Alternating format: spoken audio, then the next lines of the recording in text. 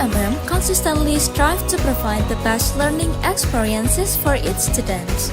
Do you know? This university currently have boasted international recognitions and achievements. Established in 1964, University of Muhammadiyah Malang has been well known for its beautiful natural landscape in the heart of Malang city. It was him Malik Fajrar, former Indonesian Minister of Education, who also plays significant on the excellent development of the university. UMM has achieved remarkable international recognition. The university consistently ranks among the world's and Indonesia's top universities. According to various rankings, including US World University Rankings, UI Green Metric World University Rankings, Webometric, Applied HA, and many others.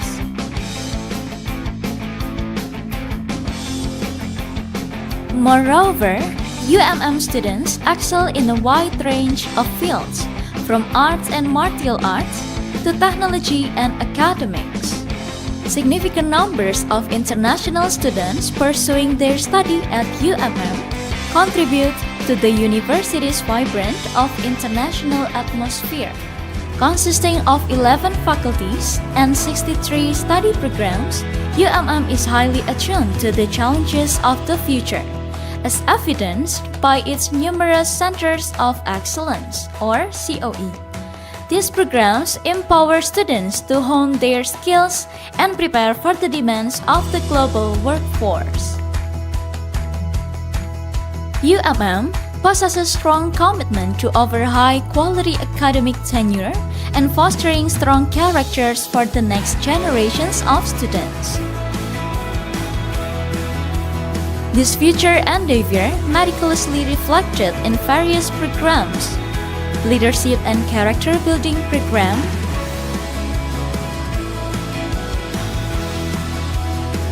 foreign language of specific purposes or FLSP, centers of excellence, and other numerous international acceleration programs.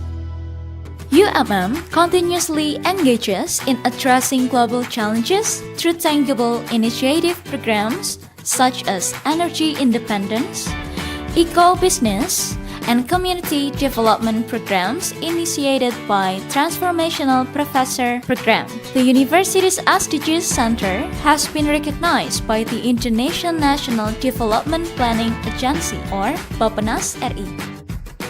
Through these multifaceted commitments, UMM is dedicated to produce highly skilled and qualified graduates. This integrated approach demonstrates UMM's unwavering commitment to cultivating future leaders for the nation. UMM from Muhammadiyah for the nation.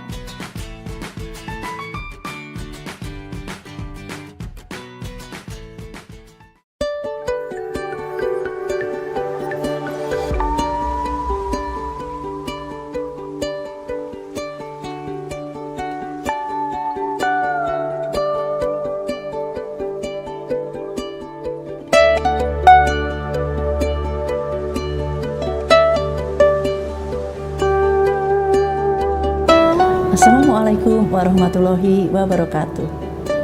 Fakultas Keguruan dan Ilmu Pendidikan merupakan satu dari 10 fakultas yang dimiliki Universitas Muhammadiyah Malang. Visi FKIP menjadi Fakultas Keguruan dan Ilmu Pendidikan yang terkemuka di dalam pengembangan ilmu pengetahuan, teknologi, dan seni bertaraf internasional berdasarkan nilai-nilai Islam. Terdapat 6 program studi di bawah naungan FKIP, yaitu Pendidikan Bahasa Indonesia, Pendidikan Bahasa Inggris, Pendidikan Biologi, Pendidikan Matematika, Pendidikan Pancasila dan Kewarganegaraan, dan Pendidikan Guru Sekolah Dasar yang memiliki profil lulusan utama sebagai guru pemula di tingkat SD, SMP, maupun SMA. Selain itu juga terdapat program studi profesi, yaitu Pendidikan Profesi Guru dengan profil lulusan guru profesional di tingkat SD, SMP, dan SMA. Untuk mewujudkan profil lulusan tersebut, salah satu bentuk layanan yang kami berikan kepada mahasiswa adalah menyediakan sarana dan prasarana sebagai pendukung kegiatan akademik dan non-akademik. Mari kita saksikan sarana dan prasarana yang ada di FKIP Universitas Muhammadiyah Malang.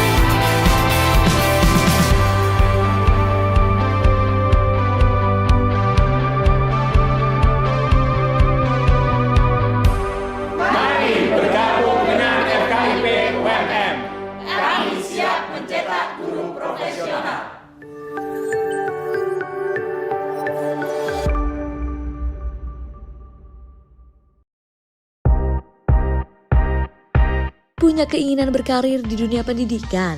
Sini, kita cek fakta Fakultas Keguruan dan Ilmu Pendidikan UMM. FKIP UMM menjadi salah satu fakultas senior sejak pendirian UMM. Fakultas ini memiliki 7 program studi, yakni Pendidikan Bahasa Inggris, Pendidikan Bahasa Indonesia, Pendidikan Biologi, Pendidikan Pancasila dan Kewarganegaraan, Pendidikan Guru Sekolah Dasar, dan Pendidikan Profesi Guru. Punya program KISS, Karya Ilmiah Setara Skripsi, yang bisa jadi pengganti tugas akhir, program Fast Track, program percepatan yang memfasilitasi mahasiswa untuk menyelesaikan program sarjana S1 dan S2 dalam waktu 5 tahun, serta program Asik Plus yang merupakan program asistensi mengajar, skripsi, KKN plus kewirausahaan dan magang yang bisa diambil mahasiswa secara bersamaan di satu kegiatan. Semua prodinya terakreditasi unggul dari BAN PT dan beberapa di antaranya meraih Certified IUNQA.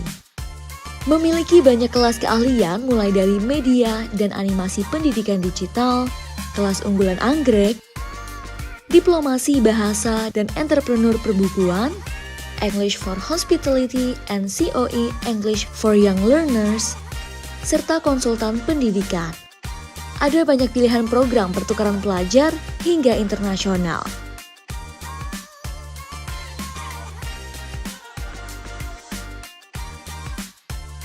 Alumninya memiliki prospek kerja di bidang analis, ahli statistika, ahli keuangan, aktuaris, akademisi, hingga entrepreneur pendidikan. Mahasiswanya mencetak banyak prestasi.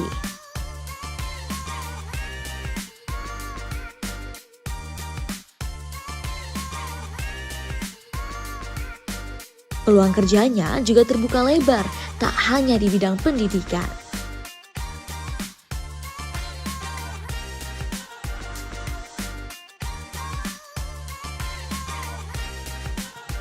Jadi tahu kan sekarang kalau alumni FKIP UMM punya banyak keahlian ekstra.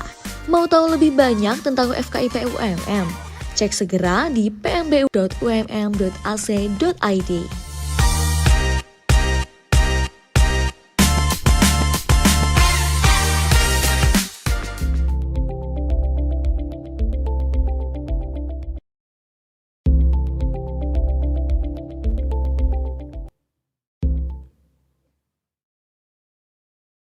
Assalamualaikum warahmatullahi wabarakatuh. A very good morning, ladies and gentlemen. Welcome to the 4th International Conference on Education with the theme Digital Transformation in Education, Integrating New Technologies for Future Learning. Hosted by the Faculty of Teacher Training and Education, Universitas Muhammadiyah Malang. The Honorable Dean of Faculty of Teacher Training and Education, Ibu Profesor Dr. Trisakti Handayani MM. Vice Deans of Faculty of Teacher Training and Education, Ibu Dr. Sugiyarti MSI, Bapak Profesor Dr. Abdul Qadir Raharjanto MSI, Bapak Bayu Hendro Wicaksono, PhD. Our respectful invited speakers, Professor Ying Hui Chen, PhD, and Dr. Jasper C. All of the committee, and our distinguished participants. Ladies and gentlemen, without any further ado, let's open our agenda by saying Basmalah together. Bismillahirrahmanirrahim. For the second agenda is reciting Holy Quran by Mujahideen. To Mujahideen, time is yours.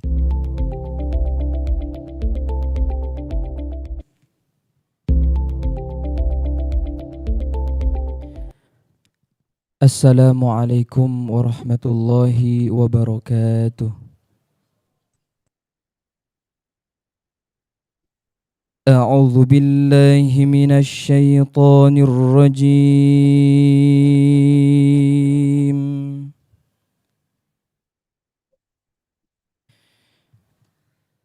بسم الله الرحمن الرحيم.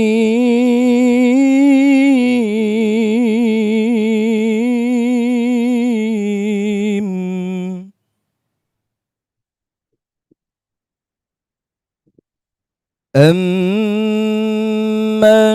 هو قانت آناء الليل ساجدا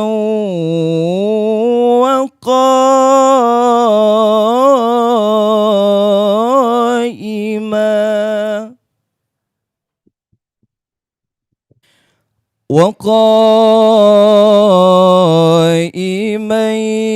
يحذر الآخرة ويرجو رحمة ربه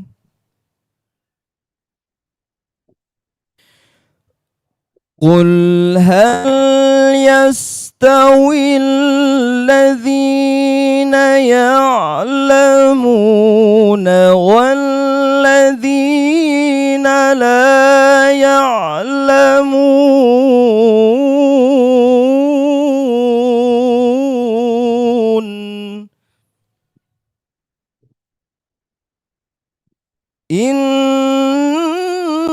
إنما يتذكر أولو الألباب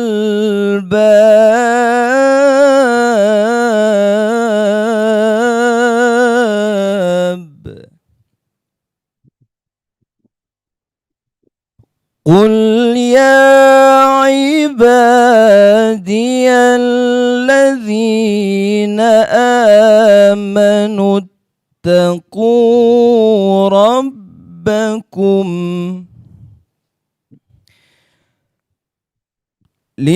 للذين أحسنوا في هذه الدنيا حسنة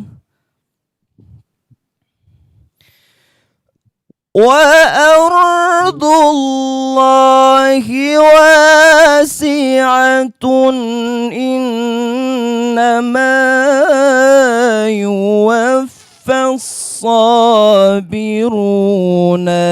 أجرهم بغير حساب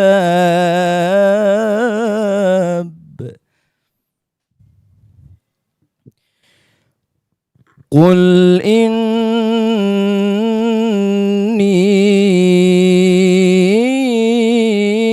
أمرت أن أعبد الله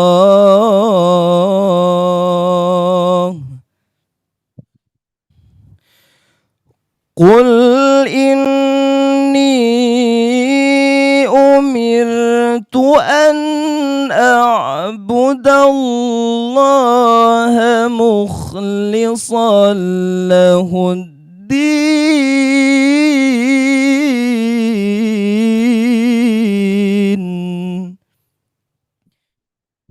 قل إني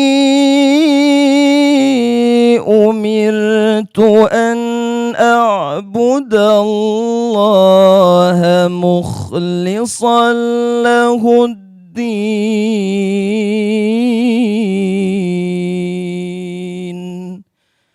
صدق الله العظيم.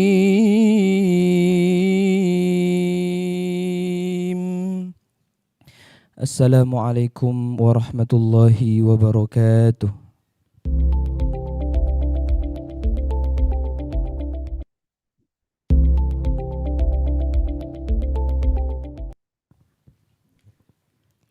Thank you.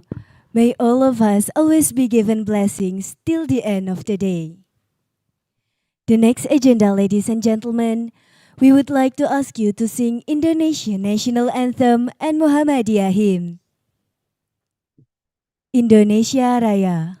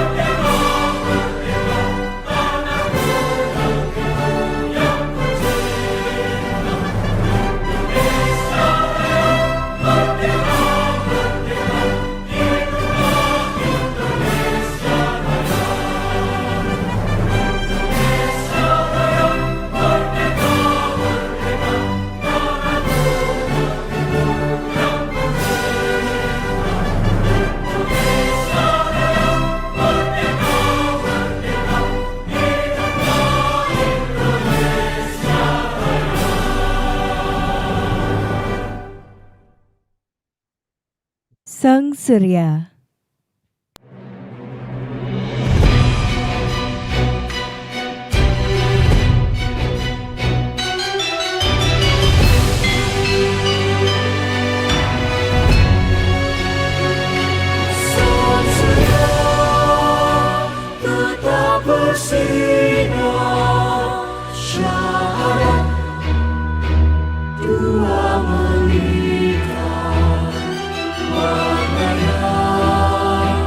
Hijau berseri membuatku rela hati.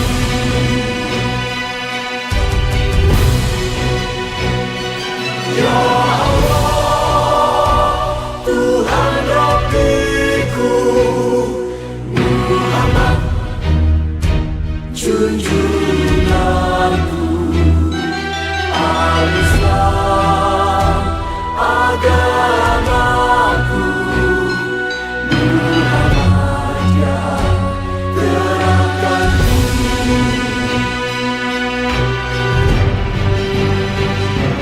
Di fajar cerah kemenangan bersinar hitam, menggerak kaum muslimin tinggalan peraduan. Matahari di ufuk timur sana, seruan ilahi Rabbi Sawira wa atana.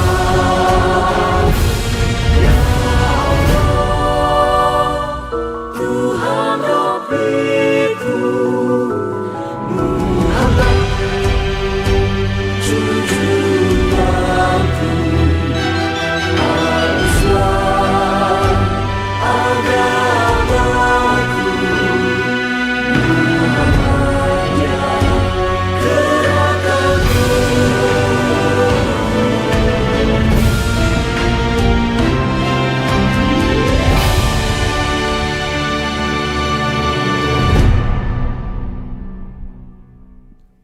Thank you. The following agenda is welcoming remark by the Vice Dean II of the Faculty of Teacher Training and Education, Universitas Muhammadiyah Malang, Bapak Profesor Dr. Abdul Qadir Raharjanto, MSI. To Bapak Profesor Abdul Qadir, time is yours.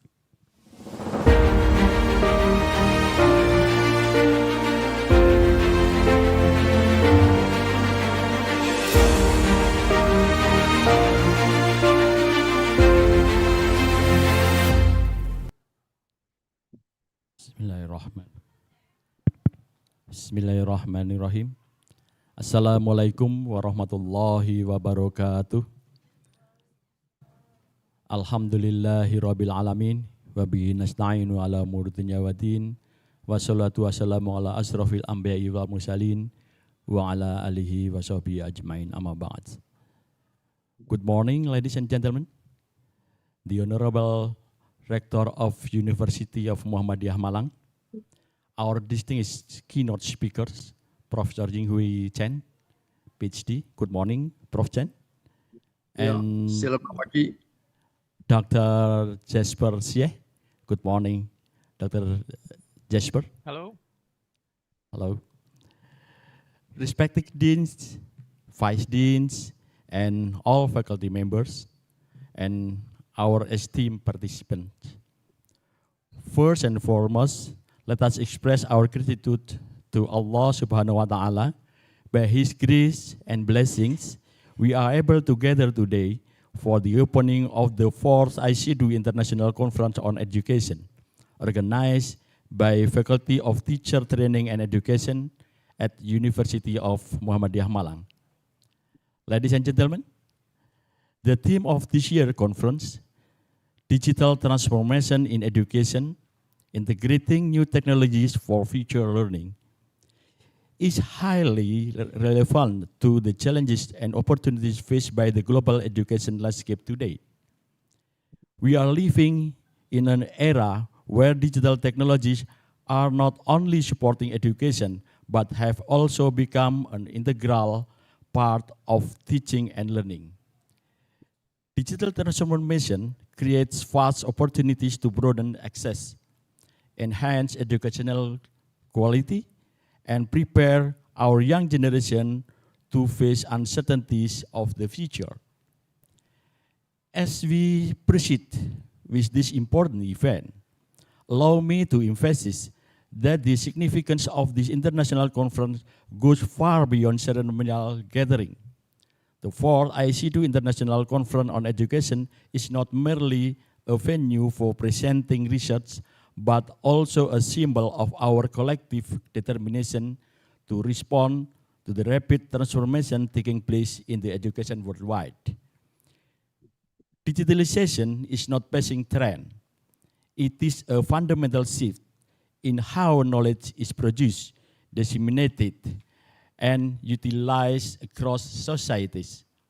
In this sense, education must be reimagined as a dynamic ecosystem where technology, pedagogy, and human values intersect. One of the most pressing challenges of our time is ensuring that digital transformation does not widen the gap between those with access and those without. Digital equity is no longer a peripheral issue, but a central agenda for educators, for policymakers, and researchers. This conference provides a timely opportunity to discuss strategies for integrating technology in the way that promote inclusively equity and justice. By sharing diverse perspectives from different parts of the world, we can identify best practices, address limitation, and learn from each other's experiences. Equally important is the need to balance technological advancement with ethical and humanistic consideration. Artificial intelligence, big data analytics, and digital learning platform hold immense potential, but they also pose risks related to privacy, autonomy, and cultural homogenization. As educators, we are entrusted with responsibility of guiding future generation not only to be technologically competent, but also to be ethically grounded and socially responsible. This dual responsibility, technical proficiency and moral wisdom, must serve as the compass for educational innovation in digital age. Furthermore, the role of international collaboration cannot be overstated. Academic partnership fostered through conferences such as ICEdu create opportunities for joint research, cross-cultural dialogue, and institutional strengthening. When knowledge is so created through dialogue across borders, it's become richer, more inclusive, and more impactful. Let us seize the moment to strengthen our networks, explore avenue to collaborative projects, and efficient pathways that contribute to the global advancement of educational sciences. Ladies and gentlemen, I would also like to emphasize that the outcome of this conference should not remain with the walls of academia. Our discussions, findings, and recommendations must be translated into practical strategies that can inform classroom practices, influence policy development, and inspire community-based initiative. The true measure of this conference's success lies not only the quality of scholarly presentation, but also in its ability to generate meaningful change in real educational context. Finally, on behalf of Faculty of Teacher Training and Education, University of Muhammadiyah Malang, I extend my sincere appreciation to all who have contributed to success in this event. The organizing committee, thank you very much, speakers, presenters, and all participants. May this conference bring valuable insight, inspiration, and benefit for future of education.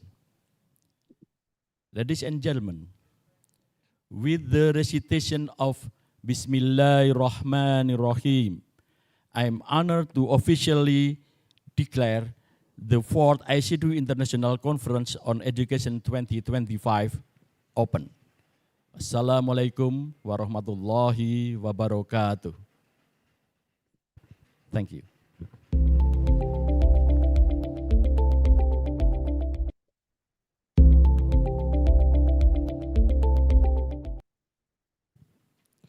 Thank you for those warm welcoming words from Bapak Profesor Abdul Qadir. Dear ladies and gentlemen, now we are reaching to the main agenda. We would like to welcome Ibu Karisma Naidi Warnanda Sabgini, SPD MPD, as the moderator of the session. To Ibu Karisma, the stage is yours.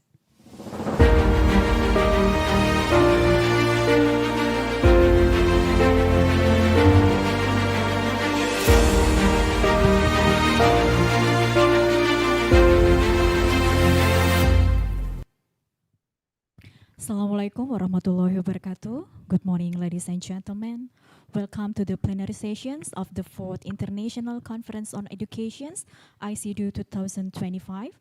This conference is organized by the Faculty of Teacher Training and Education, University of Muhammadiyah, Malang. My name is Karisma, and then it is a great pleasure to be the moderator of today's loving agenda. This agenda is held to enhance the participants' understanding and awareness of the subject matters by exposing them to the new ideas and perspectives in the field of education. Also, to inspire and motivate participants to think critically, challenge existing beliefs, and explore innovative methods and approaches in digital transformations in education. Ladies and gentlemen, the moment we have all been waiting for has finally arrived.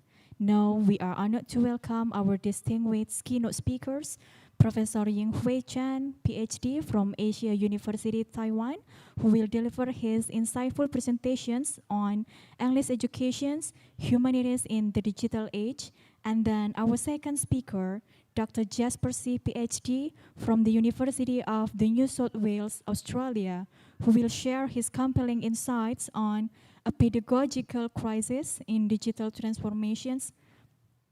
A pedagogical crisis in digitally transforming educations.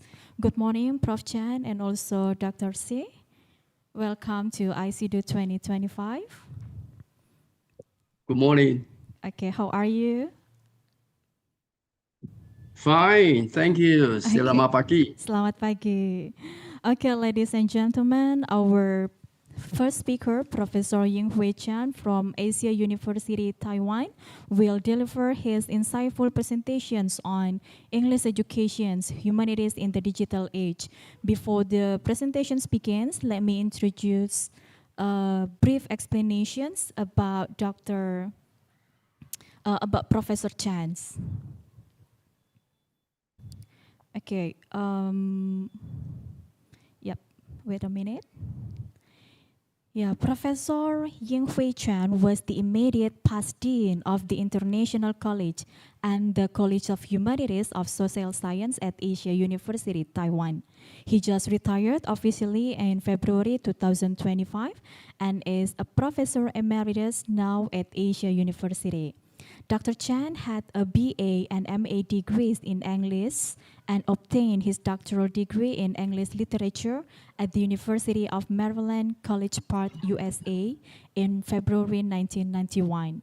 With the support of the Fulbright Scholarship and a grant from National Science Council, Taiwan, ever since his return to Taiwan in 1991, Dr. Chan had taught at various universities, both national and private in Taiwan, including National Sun Yat-sen University, National Kaohsiung First University of Science and Technology, Fuyin University, National Kaohsiung University, and Asia University. And aside from his teaching and research, Dr. Chan had served as department chair and college dean at more than 5 universities. His strength in particular lied in his ability to organize and coordinate academic programs and administrative duties. Dr. Chan's research areas mainly lie in Victorian literature, post-colonial literature, English for specific purposes, and cultural studies. Dr. Chan is also a material writer and has recently published The Joy of Literature and English for Hospitality and Tourism. Dr. Chan was the founder and former president of Taiwan ESP Associations and served as TESOL ESP IS Chair of 2012 and 13. He also received the Asia Education's Leadership Award and an honor offered by the World Education Congress. Currently, he serves as the president of Taiwan Associations for the Development of International Education's Program. Ladies and gentlemen, without further ado, please welcome Professor Ying Hui Chan, PhD from Asia University, Taiwan. Professor Chan, time is yours.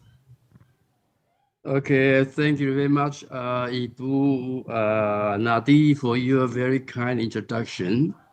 First of all, I have to say I'm deliver this speech at home. Okay, so the setting is not very much like an academic setting, even though I'm talking about academics topic. After this speech, to be honest, I will be leaving for Indonesia this late afternoon. Okay, so going back and forth to Taiwan and Indonesia, and as you might know, I have been to Muhammadiyah Malang several times. Have been a good friend of Muhammadiyah for more than a decade. So I would, before I deliver my speech, I would like to say thank you very much for the committee to invite me to deliver this speech. It's a pleasure and also an honor. And before I say a few words about the speech, I would like to emphasize my educational background, and because this has much to do with today's speech. I obtained my bachelor degree in English at National Taiwan Normal University.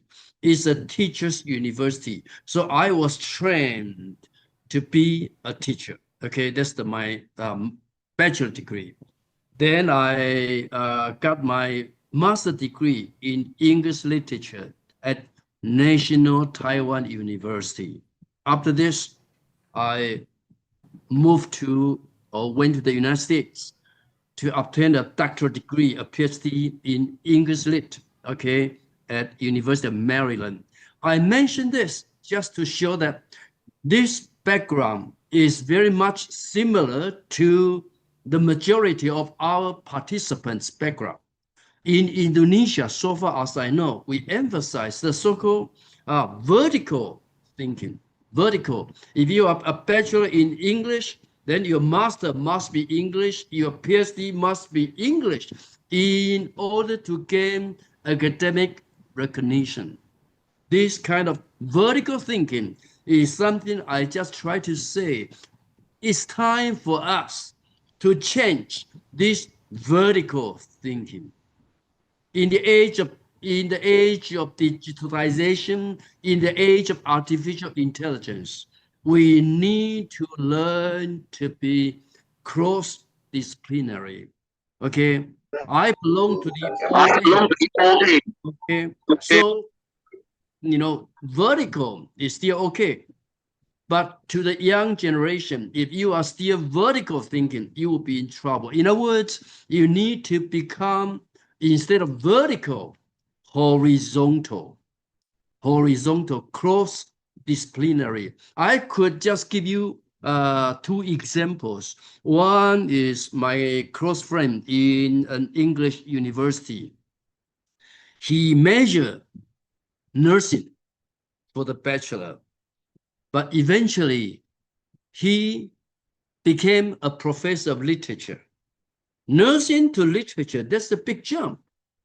Another good example, and perhaps if you're interested, you might want to read a book by an Indian-American author, Paul Kalaniti.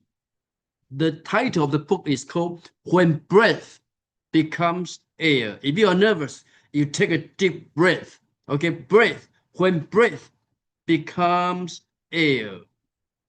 Paul Kalaniti actually studied for his bachelor in English, for the master also in English, but eventually his career was in neuroscience. He was a neurosurgeon before he died. Could you imagine in Taiwan? It's almost impossible to imagine. I do believe in Indonesia, it's not possible. When you study English lit or English language teaching, then eventually you became a what? A neurosurgeon. So it's from vertical to horizontal.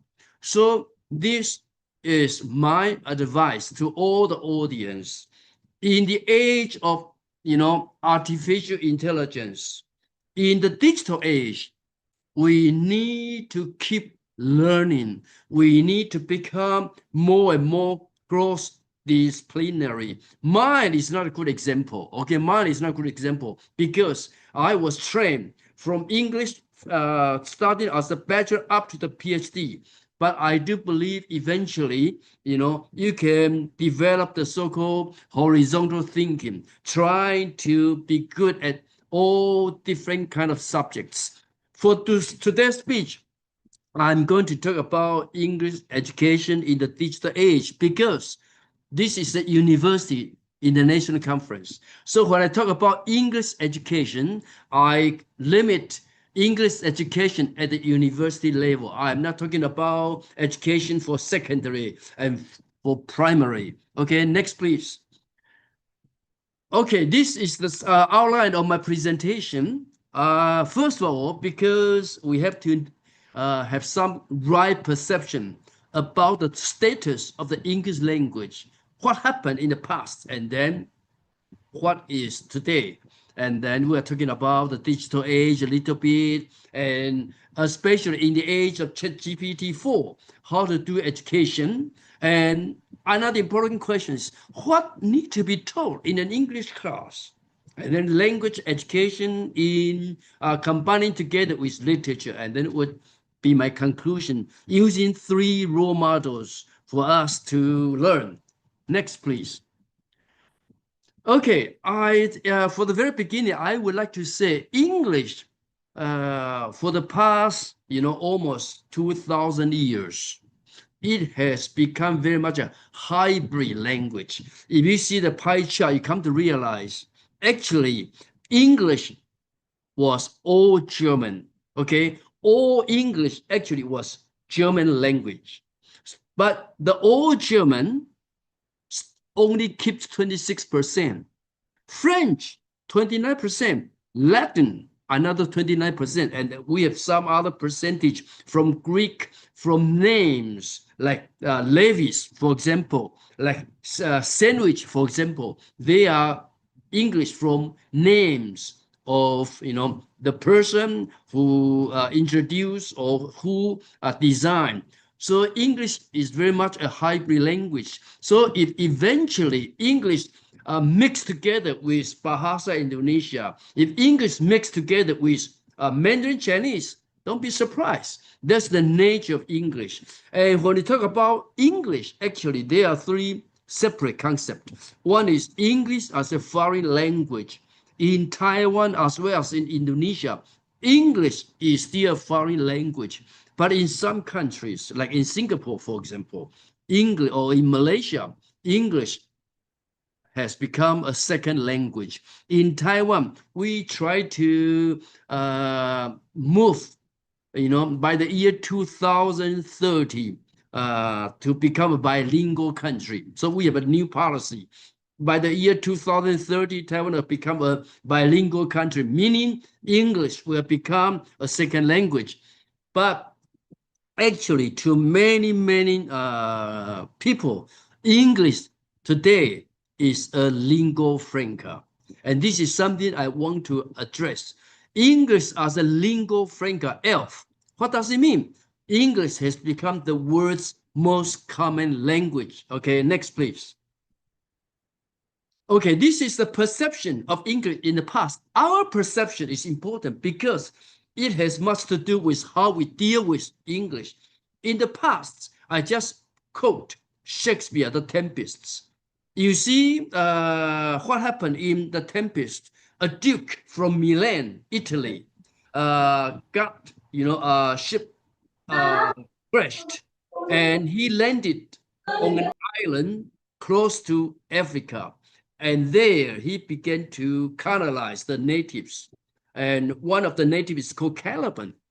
And the Duke began to teach the Duke's language. But eventually, the native speaking to the Duke, you taught me language, and my profit of learning your language is how to curse you. So you see, this is the status of English in the past.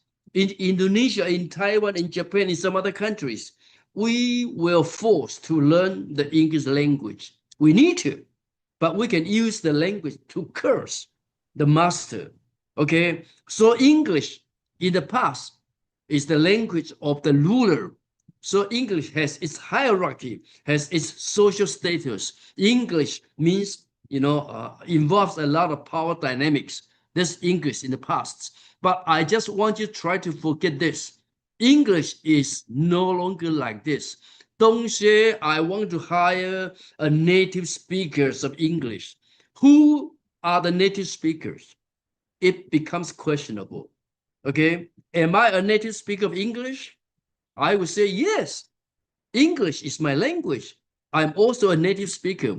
So actually in Taiwan and in the United States, when you put advertisement to hire a teacher, you would not put, I want to hire native speaker of English. If you put like this, you will be, in trouble. You will get into trouble because who define who is the native speaker of English? Even in the United Kingdom, they speak different types of English. Next, please.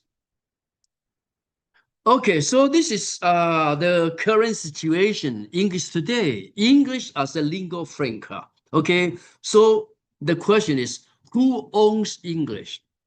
Who is the stakeholder? My advice is nobody owns English. Because nobody owns English, we could also argue English belongs to everybody. Next, please. Okay, I think you might all know, Professor, Jennifer Jenkins. She has become a very renowned, famous professor, especially in the area of English as a lingua franca. I did attend several of her speeches. In one speech, she used the title English as a lingua franca, challenging the standard. Okay, so who speaks the standard English? This is the question. As a language teacher, we need to ask ourselves. When you teach your student at Muhammadiyah, for example, don't say, okay, I'm teaching you the standard English. It will be challenged. Whose standard? Okay, and who are the English native speakers? Okay, so by whose standard to measure English? This is something for you to think about. In other words, you might need to change your attitude, your perception of English. English no longer belongs to the United Kingdom, belong to Australia, belong to the United States. English belongs to nobody. That means English belongs to all of us. Okay, as an Indonesian, you own English. As a Taiwanese, I own English. English is my language because it's the so-called lingua franca. Next, please. Okay, so if we apply Professor Jenkins' argument, we come to realize, okay, heaven and earth approach involves developing accommodation skills even when they result in the so-called non-standard forms. So don't frighten away your student by saying, oh, you do not speak standard English. Actually, we need to teach our students how to accommodate themselves to a wide range of Englishes. So even today, many speakers, write English with a plural form, not just a singular form.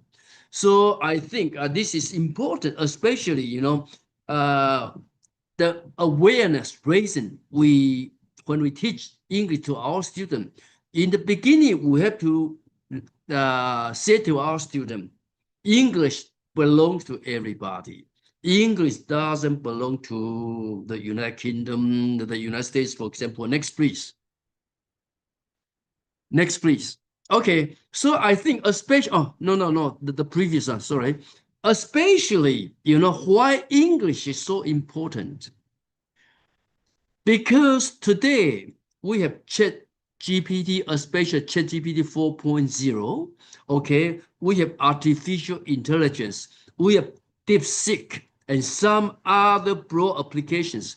But because these, machine learning, this new technology almost use English. So they, even today, when you think about, the big data is mostly, or the majority is reserved in English. So because of this large language model, if you are good at English, you have a better opportunity. You are put in an advantageous situation. Okay, so that's the reason why. One important reason is for us to learn English. Another important reason is EMI. Today, I'm not going to talk about EMI here, but EMI is gaining momentum. Actually, yesterday, I just returned from Cebu. I discussed with Cebu Normal University about how to set up an EMI center on their campus. So EMI, English medium instruction, is gaining momentum, has become a global trend, especially in higher education. I believe Muhammadiyah Malang is also doing EMI in order to recruit international students from different countries. Next, please. Next. Okay, I think using this, we move to the second part of my presentation. We are living in the digital age. Actually, I just want to introduce one book called The Ages of Globalization by Professor Jeffrey Sachs, okay, university professor at Columbia University. According to Professor, Jeffrey Sachs, three components, three elements, create a new paradigm. One is called geography. One is called technology. One is called institution. Okay, so next, please. So, here is an important, argument. He divided the world into 7 ages, in which geography, technology, institution result in scale, enlarging transformation. Today, we are also talking about transformation. Why we need to deal with transformation in education? Because of the advancement of new technologies. Okay, new technologies obviously will create a new paradigm. And according to him, over the past 70,000 years, globalization could be divided into 7 ages. Okay, next, please. Next, I just quickly go through this: the Paleolithic, the Neolithic, the Equestrian age. Actually, equestrian refer to when human beings begin to ride on the horse, they can domesticate the horse. Next. Next, please. Okay, then the classical age and then the ocean age. I think we need to pay attention to the ocean age because by some other scholars, they believe modern globalization began with the ocean age, the age of Christopher Columbus, okay? The age of Christopher Columbus. So a book by Thomas Freeman called, The World is Flat. He would use the ocean age as globalization 1.0. Next, please. Then the industrial age, okay, Freeman's globalization 2.0. And now we are moving toward the 21st century. This is called the digital age. Okay, so it's an age of global information system. I believe we all agree or tend to agree. We are living in the digital age. Okay, next, please. So we live in the digital age, the age of AI, the age of Chat GPT 4.0, the age of algorithm, the age of bioengineering. So what's the characteristic of living in the digital age? Profound change. Everything is changed. Actually, the notion of change is an important concept in our education. We change on daily basis. We change every day, but we change for the better, for the best. Okay, so we always feel a sense of strangeness because everything is new to us. The sense of discontinuity, the sense of uncertainty we are in a state of flux. People would call this the new normal. Actually, when people talk about the new normal, they always think about the pandemic, the COVID-19. But actually, the term the new normal was used well before the pandemic. When people refer to the new normal, they are talking about the big change brought about by the advancement of technology. Next.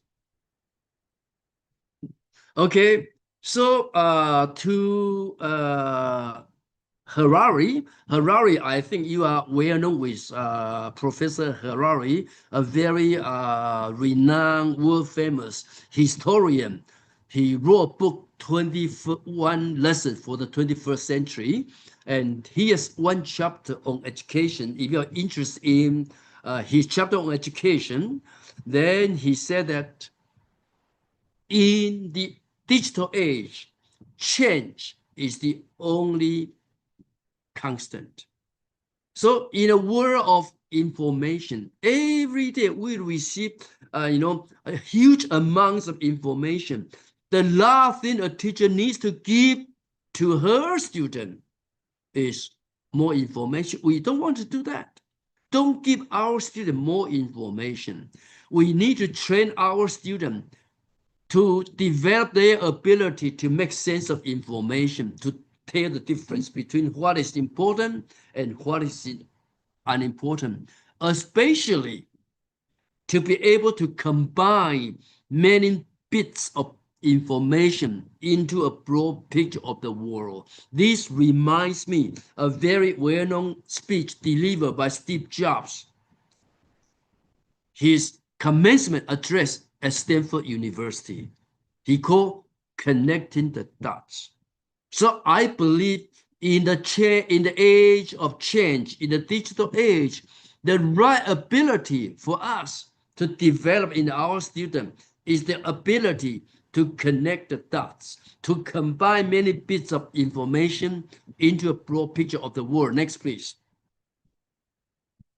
Okay, that's the I just show you the title of the book, 21 Lessons for the 21st Century. And this is Professor Harari. Actually, if you are interested in education, this is an important book for you to consult. Next,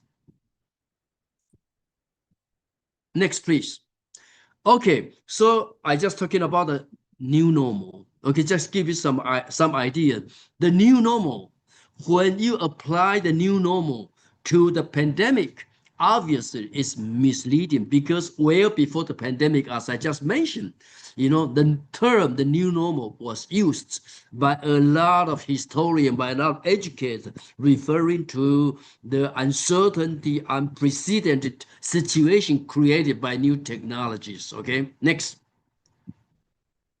Okay, so this is something for us to remember, strangeness has become the new normal, has become our daily reality. Okay, so we, as a teacher, as a student, we need to develop the ability to constantly learn and to reinvent ourselves.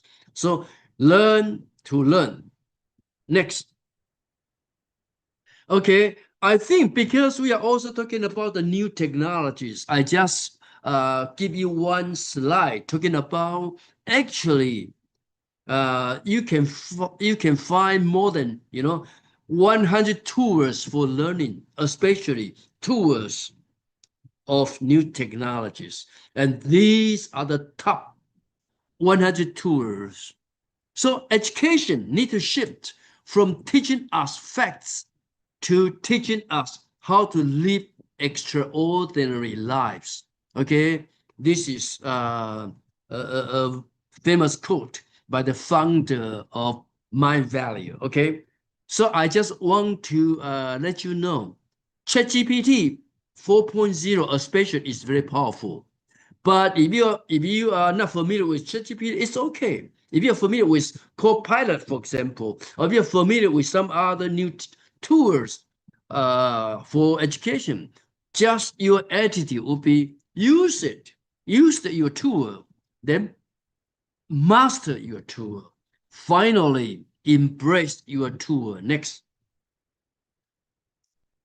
Okay, so I think because you are talking about artificial intelligence, I do have some kind of advice for you apply artificial intelligence. One is called AI. Okay, the second stage is called AI plus. The final stage is called AI ethics. What is AI?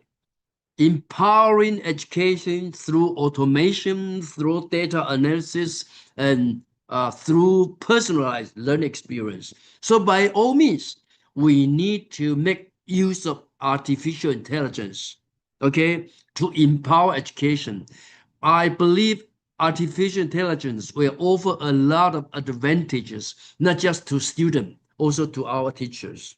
Okay, you don't know how to create a curriculum, you can ask AI to do it for you. Probably AI can do it in 2 or 3 minutes. If you spend time to trying how to design a curriculum, it might take a whole day or even a whole week. Okay, this is called AI. Okay, then AI plus is the real authentic intelligence. What does it mean? We can use AI to create critical thinking, to create creativity, to create human-centric skills. A lot of people, especially educators, teachers, they argue against the use of AI, saying AI can never train students' critical thinking, can never train student creativity. My experience by use of AI, especially my use of ChatGPT 4.0, just remove all my bias. I used to think like this. I think in terms of critical thinking, how could AI teach the students critical thinking? Now I have to admit I was wrong. AI plus, okay, the authentic intelligence, the authentic AI can teach students, can develop in our student critical thinking, creativity. Of course, the last important stage of AI is AI ethics. In other words, a lot of people, a lot of teachers would say AI encourage students to cheat in the exam. But so we need to have some ethical standards and integrity, okay, in digital learning environments, ensuring everything is fair, everything is transparent, and students need to be responsible. So by saying this, I still encourage our teachers to use AI, especially chat GPT 4.0. 4.0 is free to use. You don't have to pay. You don't have to buy. If you use ChatGPT 5.0, you have to, they will charge you. But according to many experts, there is not much difference between ChatGPT 4.0 and 5.0. In other words, many scientists, especially scientists in informatics, they were quite disappointed with ChatGPT 5.0. They believe it could a new breakthrough, but it did not happen. Next, please. Okay, so I just use this. This is my trick when I teach, my student. This is a very brief, story. You could say this is a fairy story, and I would ask my student to, reshuffle and combine these, 11, individual sentences or phrases into a coherent story. You can do this by yourself, and you spend time doing this. I tried this with ChatGPT 4.0. I just offered two. Next, please. Next, please. I have two prompts for ChatGPT. The first prompt is, please rearrange the following sentences into a coherent story. ChatGPT finished my, assignment in about 10 seconds. And I was amazed. ChatGPT could, combine all this into a very coherent story. So I gave the second prompt. I asked ChatGPT, I'm curious, ChatGPT, how could you do it in such a logical way? Actually, not just logical, also almost instantly, immediately. Then ChatGPT said, that's a great question. What I did was essentially apply narrative logic. You see, ChatGPT knows about narrative logic, the set of conventions the story usually follow, so the sentences fall into a natural fairy tale sequence. Okay, then he tell me how he does this. I did try this with many texts from literature.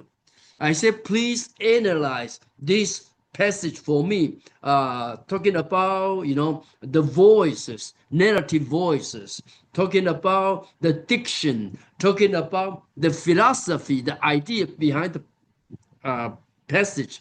I can tell you, ChatGPT can do it very quickly. Okay, so don't say ChatGPT cannot foster, create, in our student critical thinking. Obviously, that's my bias in the past. But today, I need to embrace ChatGPT because it is very intelligent. Next, please. Okay, this is something quite strange. You can do this. You see, even as a human teacher, when you come upon this kind of texts, this is text, okay? For the love. Our audience can read this, and I can ask you what is happening here. Middle-aged couple playing tennis. When the game ends, they return home, but the net is still there. What does this try to say? I asked ChatGPT very, very quickly answer my question. You can try this yourself. Even for our student, for our language teacher, I do believe we do have a lot of language teacher. If I ask you, what is going on here? What does the title mean? For the love. What does it mean? Does it mean love in the 40s? When the couple are in the 40s, this is the feeling of love between the couple. The couple, what are they doing? They are playing tennis. They are playing tennis. But when they finish the game, when they return home, go back home, the net is still between the couple. In other words, the net becomes a symbol. It's an obstacle, a miscommunication. So for all the exercise, nothing changed. The couple still remained the same. But now back to the title, 40 Love. If our audience happen to be a tennis player, they might know what does it mean by 40 love. 40 love refers to the score of the couple. One gain 40 points. One gain love point. What does love point? 0 point. 0. So if you ask your student, who gained 40 points? Who gained 0 point? I did ask this question to several students from Indonesia because I have international class. Okay, my Indonesian student keep telling me, my father gains 40 points, my mother gained 0 point. I said, why always your father, not your mother? Then the student would say, my father is stronger, so he gains 40 points. Then I keep asking the Indonesian student, what if your mother gains 40 points? What is going to happen? Okay, so this is something for us to engage the student. But if you ask ChatGPT, ChatGPT can easily analyze all this for you. So we as a teacher, we learn. And if you ask your student to, to give this as an exercise, an assignment to your student, ask them to use ChatGPT to analyze, I think students begin to interact with ChatGPT. When interaction occurs, then learning becomes effective. Learning becomes effective only when engagement, interaction starts. Okay, next please. Okay, so I think we are talking about the new education. So this is a book by another professor, Kathy Davidson. He talked about the new education must prepare our students to thrive in a world of flux. Flux is a key word, means change. To empower our students to be the leader of innovation and to be able not only to adapt to a changing world, but also to change the world, okay? So as a teacher, we need to think about what is meant by transformation in education, the new education. Next. Okay, I will just skip this, but I do advise you, if you have time, listen to Steve Jobs' speech at Stanford University. Very, very powerful, especially the first part, the first story he told, connecting the dots. To me, that's the key of education today. Next. Okay, so here I just summarize education in the digital age, connecting the dots, okay? The ability to combine many bits of information into a broad picture of the world, okay? In the beginning, I talked about horizontal thinking and vertical thinking. In Indonesia, many educators still think in terms of vertical thinking. So everything needs to be vertical, like, hierarchy. But what is important is horizontal, cross-disciplinary. So we need to be able to think out of box. Okay, these are some kind of goal, objective of English education. Next, please. Next, please. Okay, so the 4Gs, I think I just skip this, the 4G refer critical thinking, communication, collaboration, and creativity, the 4 important education goals. Next, please. Okay, another important book, I think, by Farid Zakaria, I think, because Farid Zakaria has one, session of CNN, I think, every week you might be able to watch his program. And he talks about in today's age, the age of digitalization, the digital age, we need to emphasize liberal arts to shift from vertical thinking to horizontal thinking. So if you did not learn anything from my speech, at least you need to bear in mind, you need to change from vertical to horizontal. Next. Okay, when we talk about, new education, actually, you are familiar with Bloom's taxonomy. At the very bottom is remember, understand. But we want our student not just to remember, to understand. We need our student to be able to evaluate, to analyze, finally to create. And by using, ChatGPT, you can create personalized learning. Your student can, interact. Next, please. Okay, so finally, I would say, as an English teacher, what should be taught in class? I'm a literature professor. Perhaps you might be a linguist professor, or you might be a language teacher professor. What should be taught? I would say, in an English class, we teach language, we teach literature, we teach culture. But I use the term called textuality or textual power. This is something we need to teach our students. And always in my, curriculum, when I set up the education objective, I would always say, in this class, you are required to learn the textual power. What is meant by textual power? To be able to do the reading.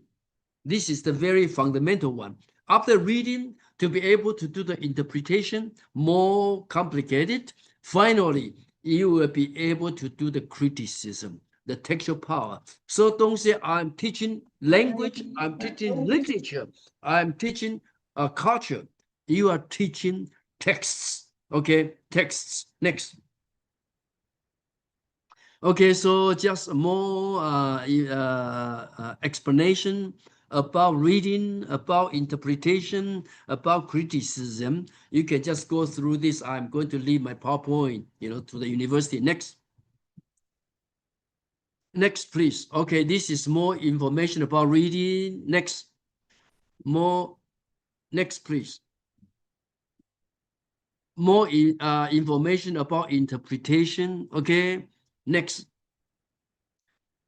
More interpretation about criticism. Okay, so the highest level is criticism. In this case, our student will be able to develop their critical thinking. Next, please. Okay, so actually, when we do the textual power, okay, you could consider reading is kind of decoding. Okay, student need to be able to decode, but when it comes to decoding, there are two types. One is so-called the generic code. One is the cultural code. So a text usually belong to a certain genre. Like business writing is one genre. For example, academic writing is another genre. Literature is one genre. Poetry, a play, all different kind of genre. So obviously, when we talk about textual power, we talk about the ability to decode. And when it comes to decoding, we need to take the generic code and cultural code into consideration. Next. Yes. I think, now I would emphasize in our language teaching, especially at the university, many teachers, when they teach language, they simply ignore literature. I emphasize literature not because I'm a literature professor. I'm also a language teacher myself. I was trained as a language teacher. Because if you include literature, or we don't say literature, if you include texts, okay, then you will be able to engage your students. So we have two terms, to inform or to engage. Yes, both are important, to inform and to engage. But only when you are able to engage your student, you can motivate your student. So there are two types of language. One is called referential language and representational language. Many teachers just use referential language in their teaching. What is meant by referential language? To put it very simply, referential language means 1 + 1 is equal to 2, or the language used by control tower at the airport when they ask the pilot to to ascend. The pilot cannot just do the opposite, otherwise it would be a disaster. This is called referential language, language that conveys its meaning only at one level. But in a language class, we need to produce and give to our students material texts with representational language. I think these are two important terms when we are engaged in teaching. Next, please. So here, literature is almost absent in language teaching, not just in Indonesia, also in Taiwan, because people will think literature is too difficult. But actually, I just try to remove you the idea, don't say literature. You can say literature with a small l, that is texts. So anything that is written is text. We are teaching student texts. We are not teaching student literature. We are developed the student ability to read, to interpret, and to criticize. Next, please. Okay, so this is a book for you to consult by Professor, John McRee. Okay, literature with a small l. Learning language through the use of representational and referential materials. So there are two types of material, and I would advise our teachers, when you use, a material for teaching, try to use as much as possible representational material, not referential material. Next, please. Okay, so this is a definition of referential language. Actually, you might be interested to learn. This slide is, generated by ChatGPT 4.0. I asked ChatGPT 4.0, please tell me what is meant by referential language. Here, very good definition. Referential language is used to convey factual information, to refer directly to things, action, or idea in the external world. So there are key features: objective, okay, direct, okay, literal meaning. And then he over to example. Water boil at 100 degrees Celsius, for example. It's just a fact. This is called referential language. And this slide is generated by ChatGPT 4.0. Next. Okay, so referential language refer to transactional informational language. When you want to pay for your hotel charge, the kind of language you use is referential. Okay, no room for imagination. The language used by airport control tower, no room for imagination. So referential language operates on a single level, aiming for clarity and precision. It's important, but when you just use referential language, your student emotion, your student motivation will not be engaged, will not be aroused. Next. Then, this is some more information about referential language. Next, please. Okay, so representational language. This slide is generated by ChatGPT 4.0. Okay, so representational language means, the key feature is it's emotive or expressive.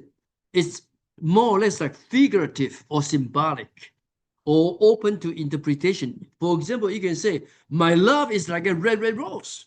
It's a metaphor from Robert Burns. When you call your friend a red rose, there are room, for different interpretation. Does it mean good or does it mean bad? Rose are charming or thorny? Difficult to deal with. So you have room for, all types of interpretation. When room is allowed, then your students' imagination will be engaged. Their, emotion will be aroused. Then learning will become effective. Once again, I want to emphasize, if students are not engaged, learning will not become, effective. Next. Next, please. Okay, so just say something about representational language, especially characterized by its use of imagination and emotional engagement. Okay, and this type of language is often found in literary texts, in poetry, in narrative. That is the reason why we cannot divorce the teaching of language from literature or from texts. Next. Okay, I think this is the book you might want to consult by Professor John McGree, Literature with a Small L. He talks a lot about how to engage your students using, representational language. Next. Next. Next, please. Next slide, please. Okay, this just come to my mind when I prepare the slides. Actually, this is a very important book by Daniel Kahneman. He was awarded the Nobel Prize, okay, not in literature, in economy, okay. He came up with this very influential book, Thinking Fast and Slow. Two systems of thinking. So you can roughly compare these two systems of thinking, like referential language and representational language. If you haven't read the book, I would strongly advise you to read the book. Very powerful, very influential. Next. Okay, so why English, why literature need to be involved? Okay, even in the United States, EMBA program, MBA program, okay, for executives, they have one course. I was quite surprised when I came upon this. They need to learn Shakespeare. If you are the head of business department, you are the dean of business college faculty, you require Shakespeare to be taught in an MBA class. I would say you will become the new, innovator in education. Okay, next. Okay, so when you talk about literature, always think about this is the portrait of Shakespeare. Next. So I think I'm going to end my story with presentation with the Little Prince. You know what happened in the Little Prince. If you haven't read the Little Prince, do find a time to get a book and read. Next. You know what happened in the Little Prince? Next, please. The author happened to be a pilot. His airplane got crashed in a desert. And then while he was fixing the engine, the little prince came down from somewhere, and the little prince asked the pilot, please draw me a ship. And then the pilot was very angry and frustrated because he was busy fixing the engine. So he drew the first picture. Then the little prince said, no, this one is already quite sick. Okay, it's a sick ship. Make another. So out of frustration and anger, the pilot created the second one. And the little prince did not like it. That's not a ship. It's a ramp because it has holes. Okay, next slide. So finally, the pilot drew this third picture. The little prince complained, this one is too old. I want a ship that will live a long time. Finally, the pilot drew this last picture. to the little prince. It's a box, like a wooden box. It's a crate. Then the pilot said to the little prince, "This is just a crate, a box. The ship you want is inside." And to the surprise of the pilot, the little prince smiled. "Yes, this is something I want." So what does the little prince try to teach us? The power of imagination. Okay, this is the essence of the book idea, philosophy. Okay, so today we always say think out of box. Actually, think out of box, the phrase comes from the little prince. Next. Okay, this is the conclusion. I just used 3 role models for conclusion. I think if you are in business, you know Charles Handy. Charles Handy considered one of the very important, thinker in economy, in management. But don't forget, Charles Handy specialized in language, in history, especially in Greek classics. But this, classics measure eventually became a very powerful thinker in management, Charles Handy. Next. I think you all know Alibaba. He was the founder of Ma Yun, okay? And the founder of Alibaba Group actually got his bachelor in English from Hangzhou Normal University. In other words, he was trained like a language teacher like you, okay? But he became the founder. Next. This is the last line. This is an example from Taiwan. Taiwan, in terms of bike manufacturing, is #1 in the world. The best brand is called Giant. Bonnie Du, she just retired from CEO last year, but he was the CEO of Giant. He got his bachelor degree in foreign language and literature, but he could become the CEO. So don't belittle yourself if you happen to be a language major, if you happen to be a literature major, because you will be able to become the future CEO. Next. Okay, these are some major references for you to refer. Next. Okay, so thank you very much for your kind attention. That's about what I have to say for this, speech. Thank you. Thank you so much, Professor Ying Hui Chen, for delivering such wonderful presentations. And ladies and gentlemen, now we are moving to the next agenda, which is Q&A sessions for Prof. Chen. So if you would like to ask the questions, so you may raise your hand, you may, and then you can read.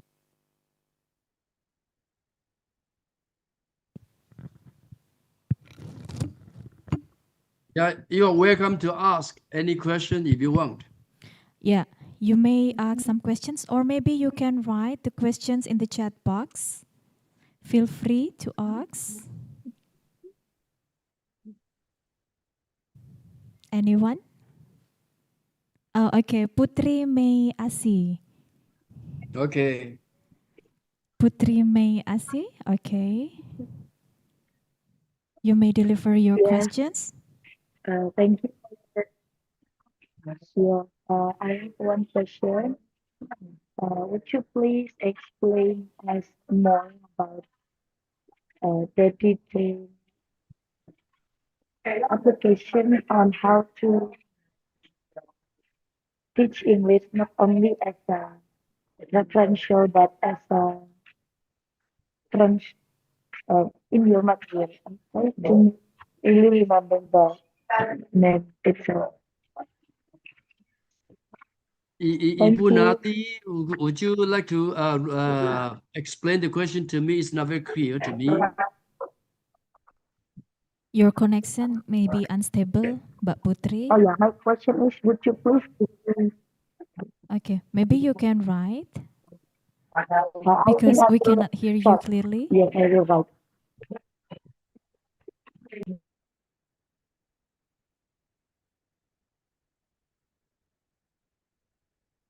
Could you please repeat your Yes. questions, Mbak Putri?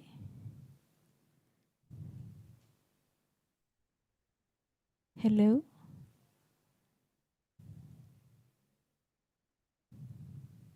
Or you can just write down the question. I will answer you by email. Should be okay. Okay. Mhm. Oh, she actually write down the questions in the chat box, Prof. Chen. And then the question is, please tell us more the detail about the applications that can be used in the classroom. Maybe I Prof. think Chen could okay. recommend. I think the general question from Putri is why do we need to teach the four C's? Actually, I when you refer to Bloom's taxonomy, you come to realize at the very bottom is remember. In the past, we always require our students to remember this, to remember that. When was Christopher Columbus born? The year 1492. It doesn't make sense today because you have easy access to the information when you Google. So today, what is needed is not basic information, is not basic understanding, but you need, because we are given huge amount of information, and you need to be able to select which information is accurate. You need to be able to analyze, even to criticize which is right, which is not right. So I think that's the reason why we need to develop, foster our students higher ends of ability, such as analysis, such as critical thinking. But as I said, I try myself, ChatGPT 4.0 all the time. I come to realize ChatGPT, even today, is very good at doing this job. So as a teacher, you just teach your student how to raise the right question, then the ChatGPT can interact with your student, and it become like an interaction, between a human and a machine. In that case, the learning if outcome will become effective.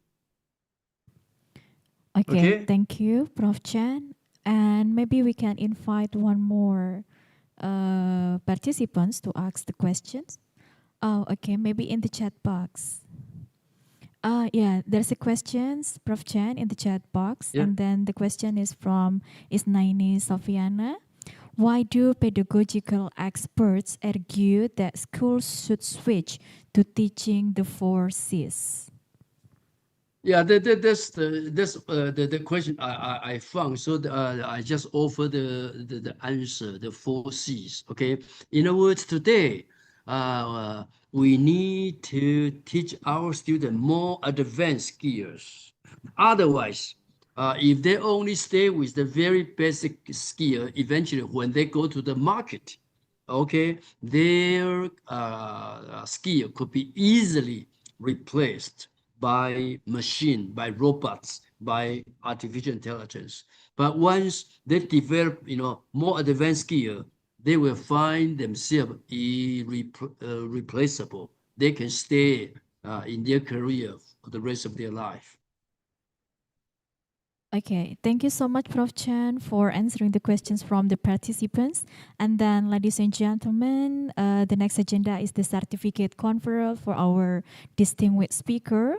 With utmost respect and appreciations, we confer the certificate to Prof. Yung Hui Chan, PhD, in honor of his significant contributions to our international conference, inspiring and enlightening our audience with his expertise. Thank you so much.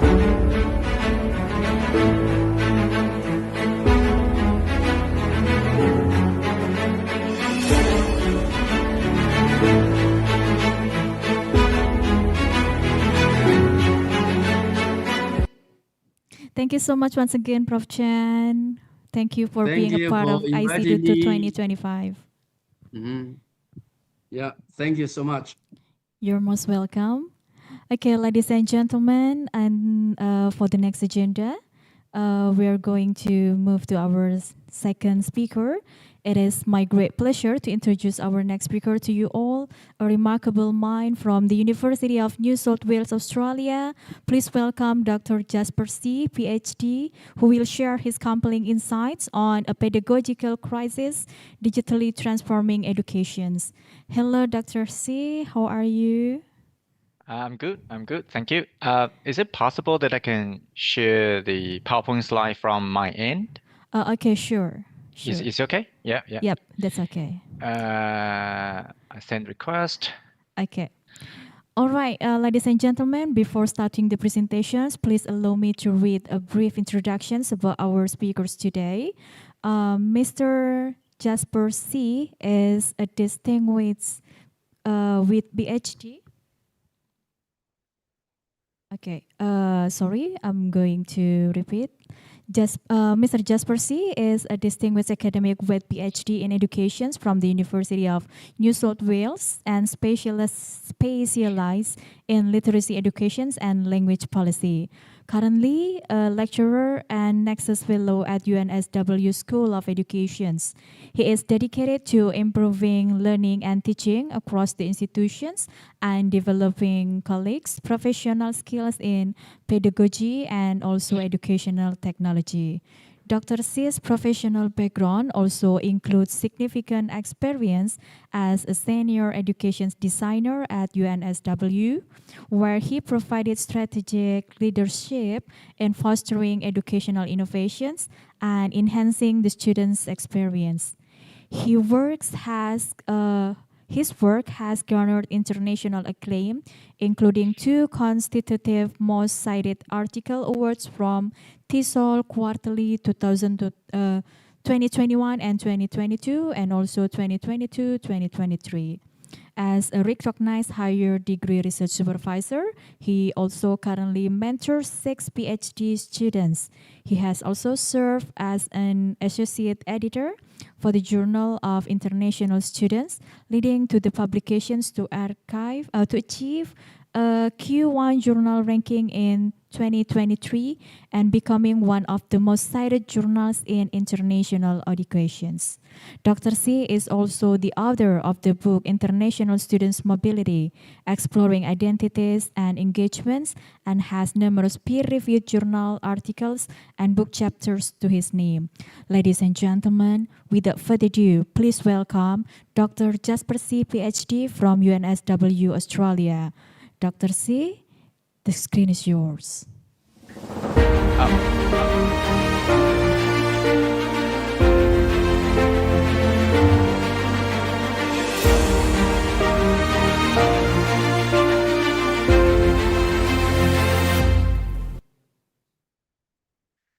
Oh, okay. Thank you for inviting me. It's a great honor to be here, even though I present this presentation, sharing this experience via the online platform. So just a brief introduce about my virtual background. This is a UNSW library, and so one of the iconic view of UNSW campus, and my office is right next to this building. So I think I would also like, before I share my screen, I think it's important to also briefly introduce myself. Although the facilitator just gave a very detailed introduction, I feel like she knows more about me than myself. So so my role, I'm a lecturer. So in a British like a Commonwealth system, it's a equivalent to assistant professor, and I completed my PhD in TESOL about 10 years ago. And after I finished my PhD, I got a job offer at the UNSW, and I stay and I work and I teach. It has been 10 years now. So my current role is lecturer and bracket Nexus Fellow. So Nexus program is a very special programs established by UNSW. So UNSW, as you might be all aware, is pretty world renowned. Okay, it's currently ranked number 20 in the world for its outstanding research output. But not only that, UNSW is inspired to become a teaching excellent university as well. So that's why UNSW set up this education-focused, teaching-focused program, and I was very honored to gain a fellowship of this program. And in terms of the education-focused World University ranking, which is a ranking that probably not many people pay attention to, UNSW is actually ranked number 3 in the world right now, out of I think 50 or 60 university. Okay, so this is another information for you to know. So for this presentation, I'm going to share with you basically 2 parts. The first part will be an upcoming journal articles. Hopefully you guys will see that very soon, still under review. But I'm happy to share the findings, but because that research is about digital transforming education. And the second part is a teaching initiatives, okay, or a recently conceptualized teaching methods where I mobilized UDL and translanguaging. And so hopefully we can save some time. I think we will be able to save some time. I time myself, I should be able to finish in between 30 to 35 minutes, and we should have some time to take some questions because usually we have some questions. And I would like to just share my screen. Okay. I share my screen. Okay. So let me quickly move here. So okay. All right. So can everybody see that? Okay. All good.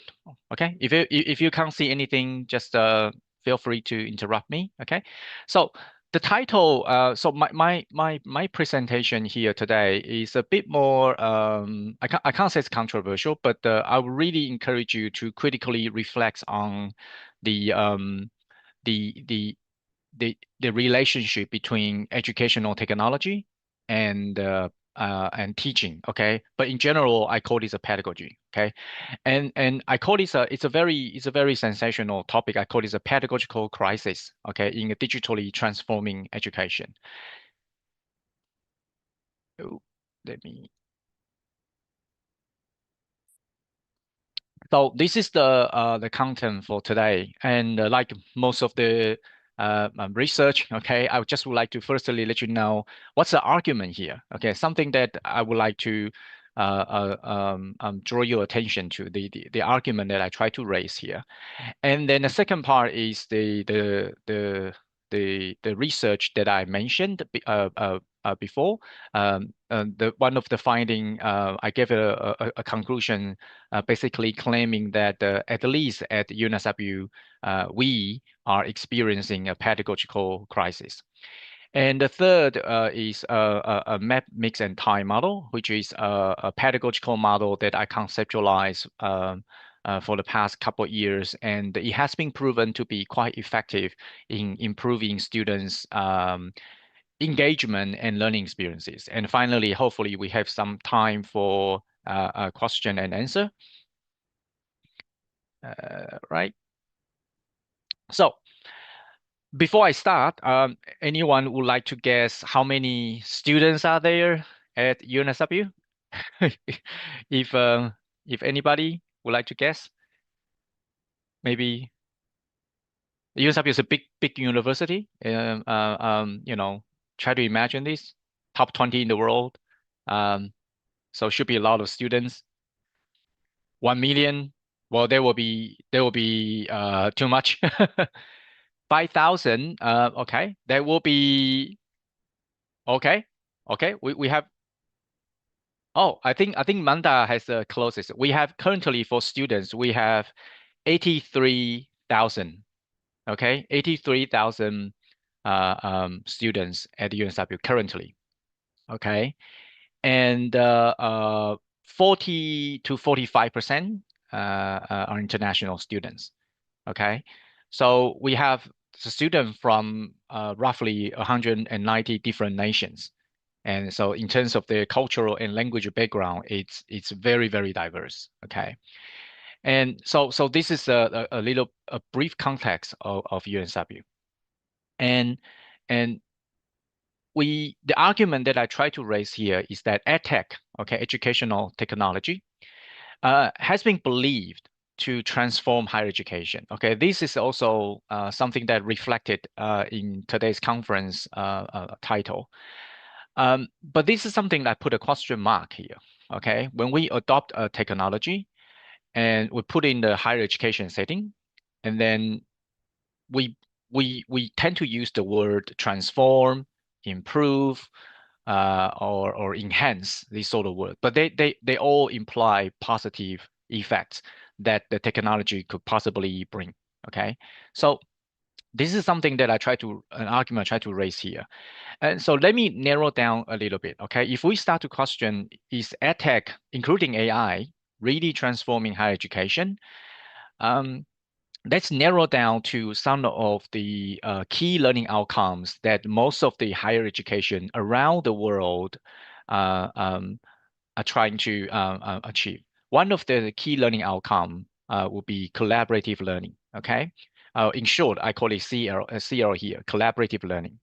So collaborative learning is a key learning outcome in science education. I'm not from science education, and the reason I mention science education here is because the research that I conducted, which something that I'll explain later, is from the Faculty of Science of UNSW.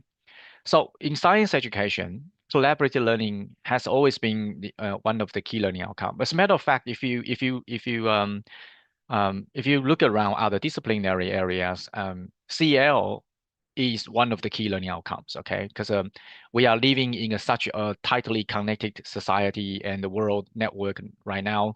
We have to collaborate with others.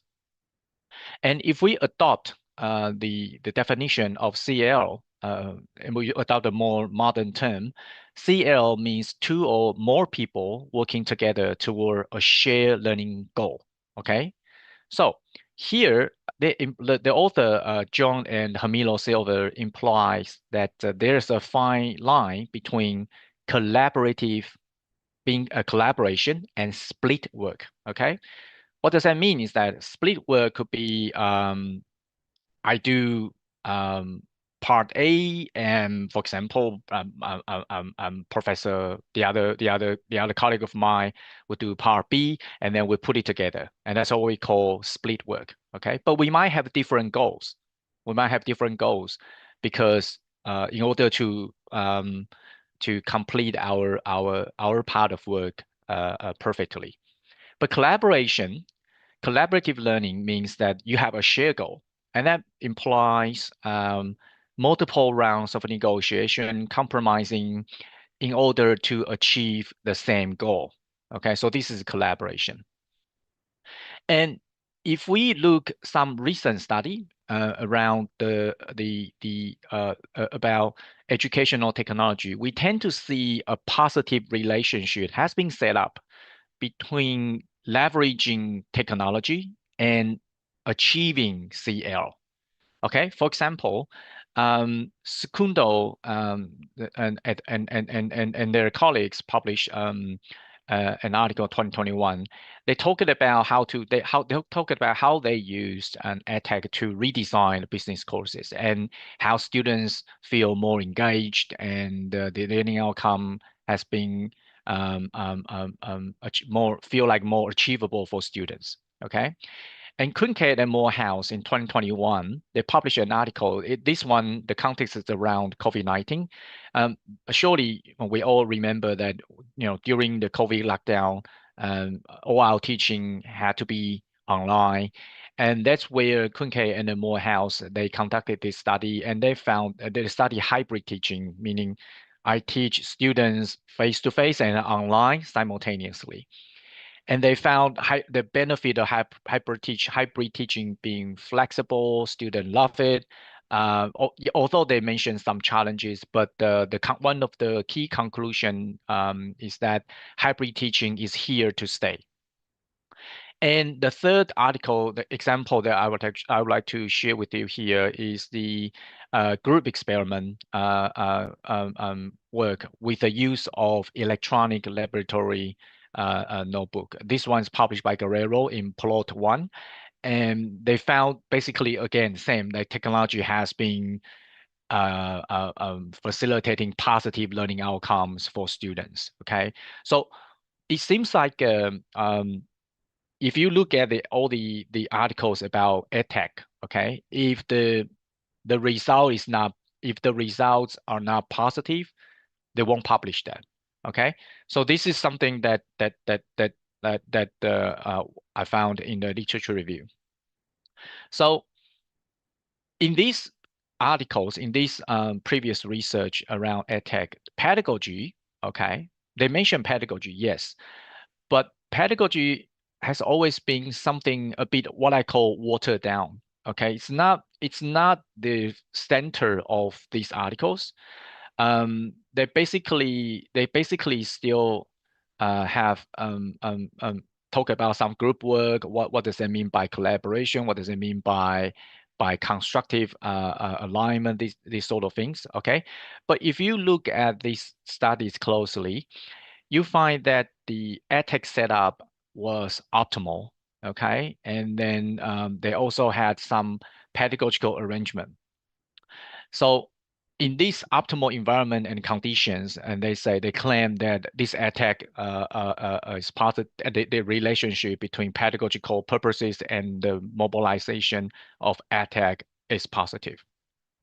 So in other words, that we don't actually pay enough attention to the day-to-day life of the use of edtech and the pedagogy.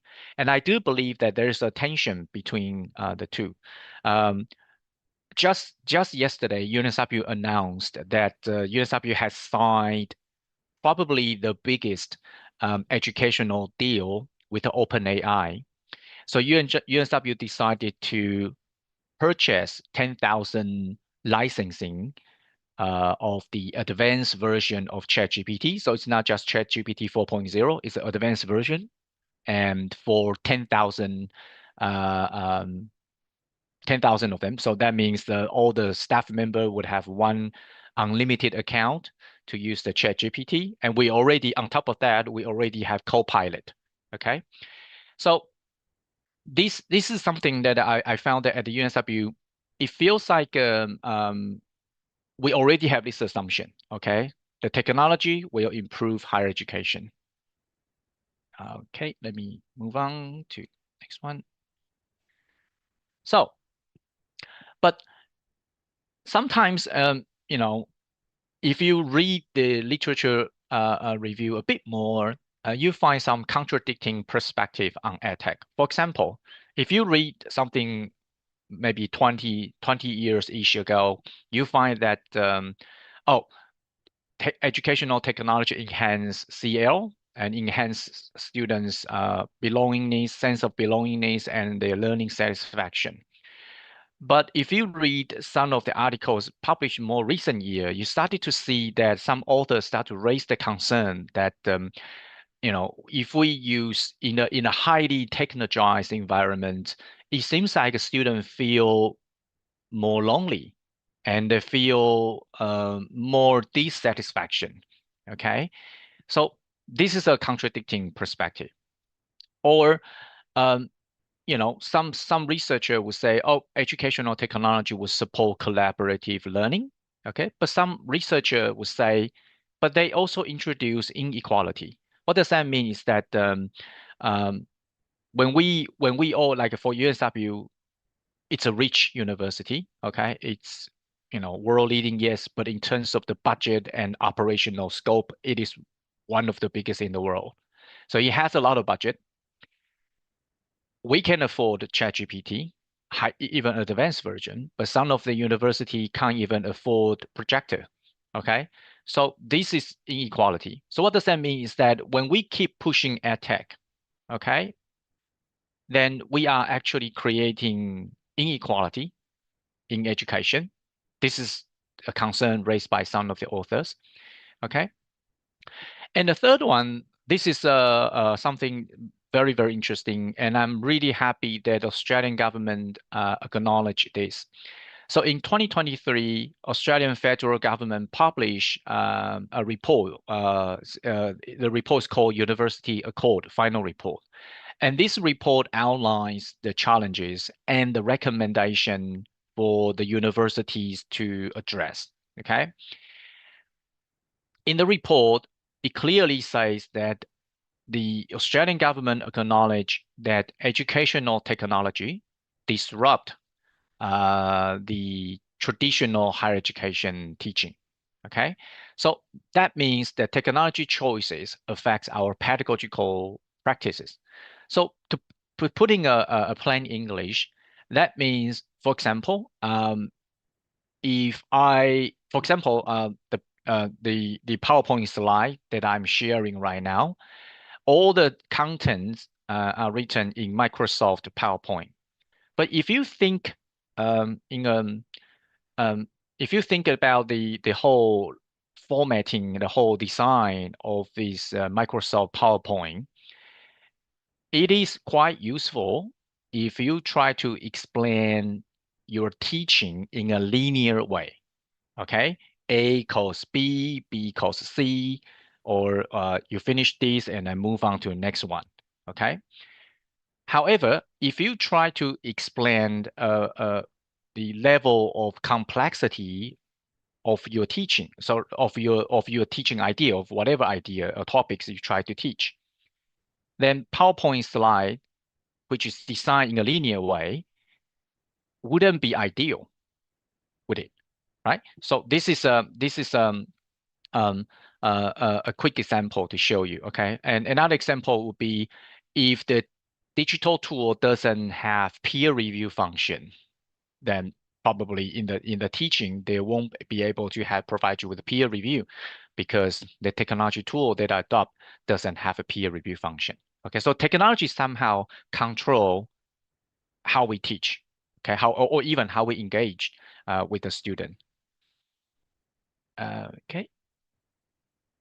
So this is a research that, so after all this literature review, and my colleagues in the Faculty of Science of UNSW and I started a research. Okay, and we collected. I specialize in qualitative longitudinal study.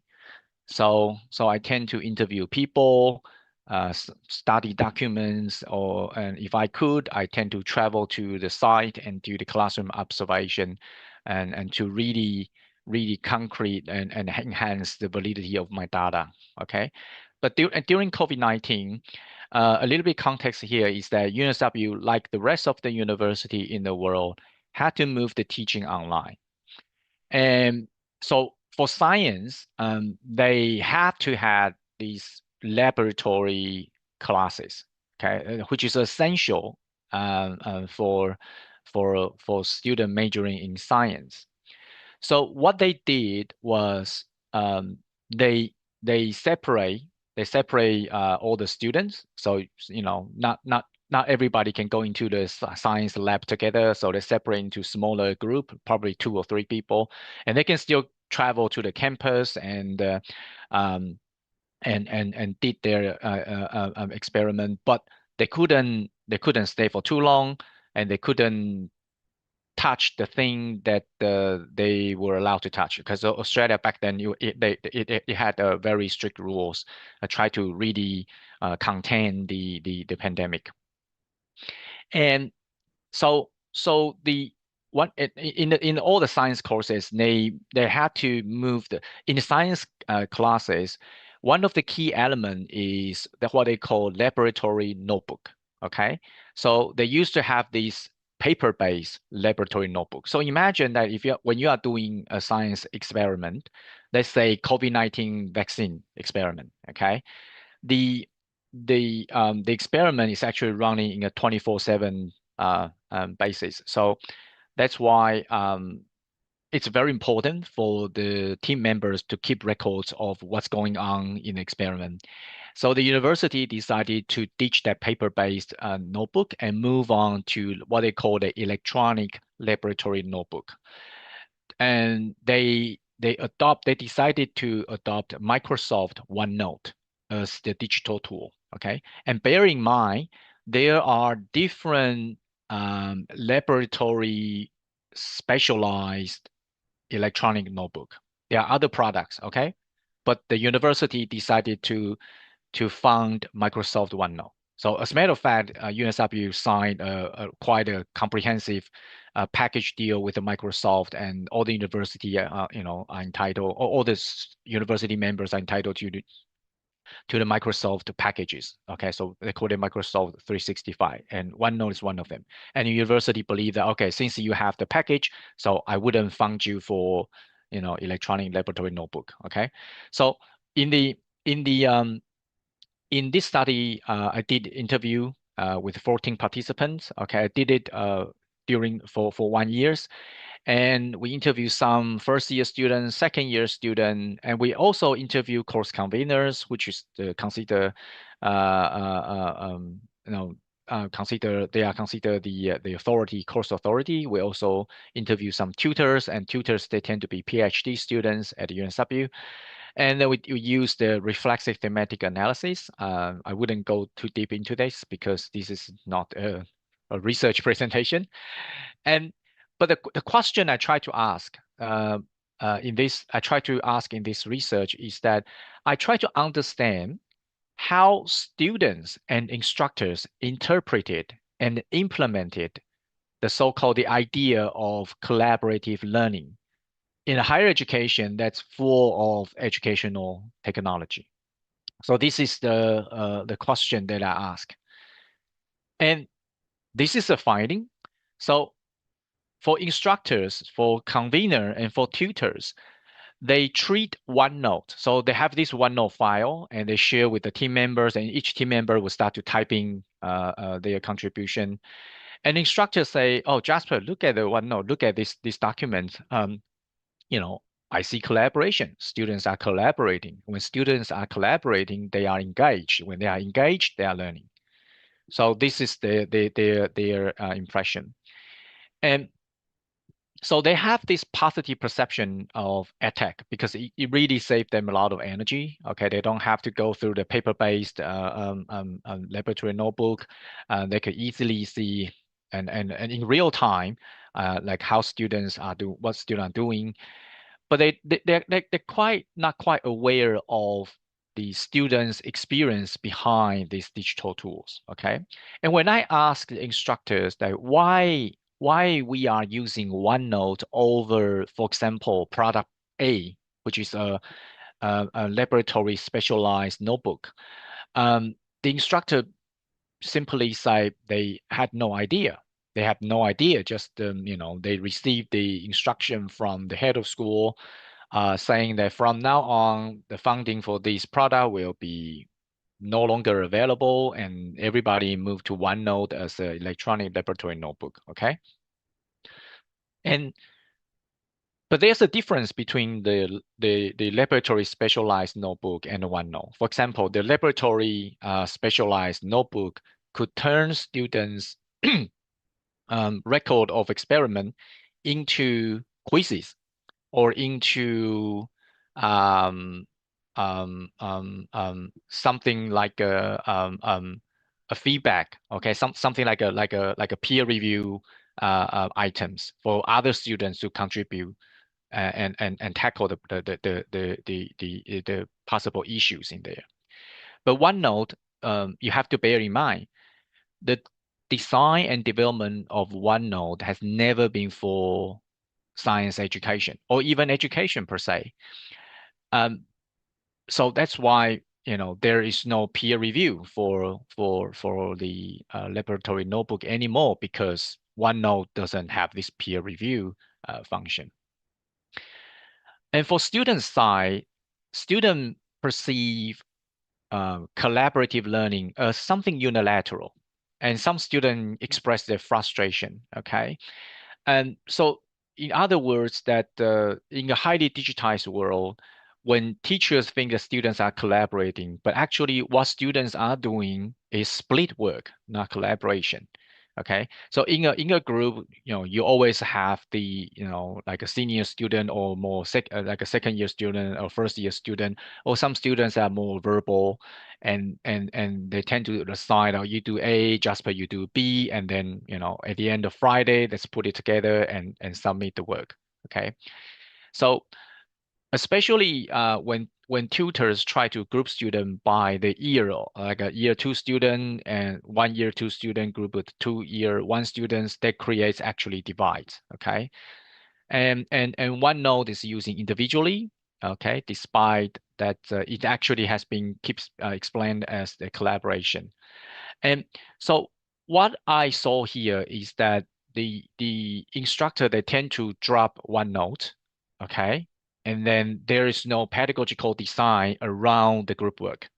Okay, because they believe there's an inherent belief that I drop the OneNote, so pedagogy should happen automatically. So the first finding is there's a toxic, not toxic, practice in ever technologizing education. I need to explain a little bit about the word toxic. Okay, so if you study sociology of education, you probably heard of Pierre Bourdieu. So toxic basically means the naturalization of arbitrariness. Okay, something might sound absurd, but if everybody keep doing that and keep saying that, that absurdity became something normal. Okay, the normalized. So there's a naturalization of arbitrariness. And the first findings that technology is assumed to be inherently educational. When we adopt a technology, it doesn't matter what technology it is.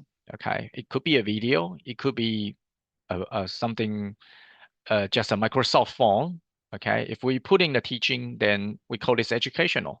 And then the question that I would like to raise here is that, and what is not educational?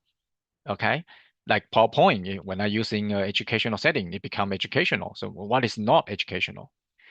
And pedagogy has been redefined by technological functions. That is something that I just explained before. Like if there's no peer review function provided by the technology, then there is no such pedagogical operation in the teaching. Okay, and the third one is more for university level.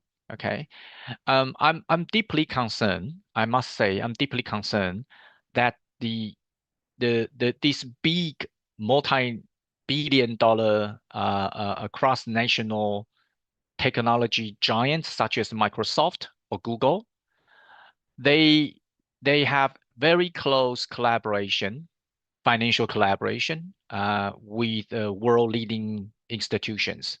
Okay, and our teaching has been heavily controlled by the technology tools provided by these technology giants. Okay, so everything, all the records are in there. Okay, but like for example, like we sign AI because we believe we sign AI with open AI because we believe, we mean UNSW management believe AI is the future and we should prepare students for that. Okay, but we never talked about how much AI has taken away teachers' agency.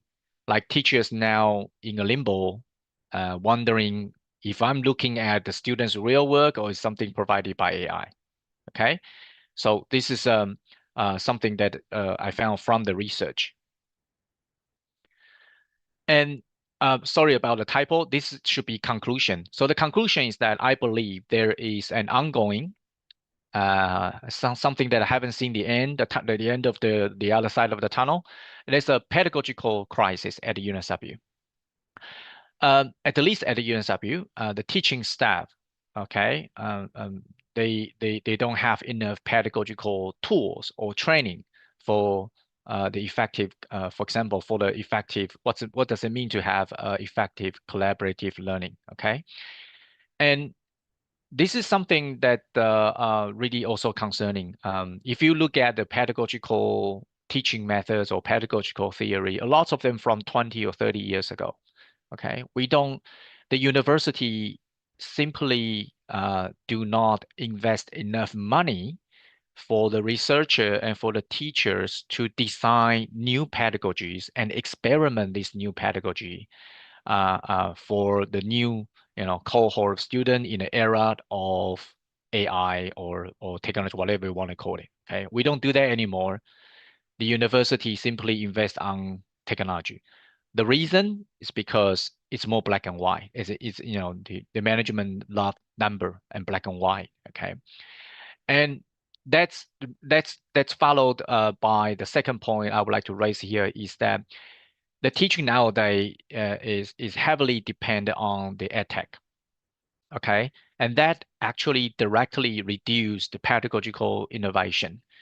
We adopt AI and we believe this technology will happen. Okay, and we never thought about, is this pedagogical idea still up to date? Is the technology really facilitated pedagogy or the other way around? Okay. And the third one, again, this conclusion is for the university management, is that there needs to be a more transparent decision-making process when we adopt any edtech. Okay, this is something that UNSW did. I wouldn't say I was not happy, but I was okay with the outcome of purchasing ChatGPT licensing. It's because before that they did a trial on 800 staff and students, and they had a trial for a year, and then they surveyed this 800 staff and student and interviewed them about the user experience, and and before they decided to purchase 10,000 licensing, because that's a lot of money with OpenAI.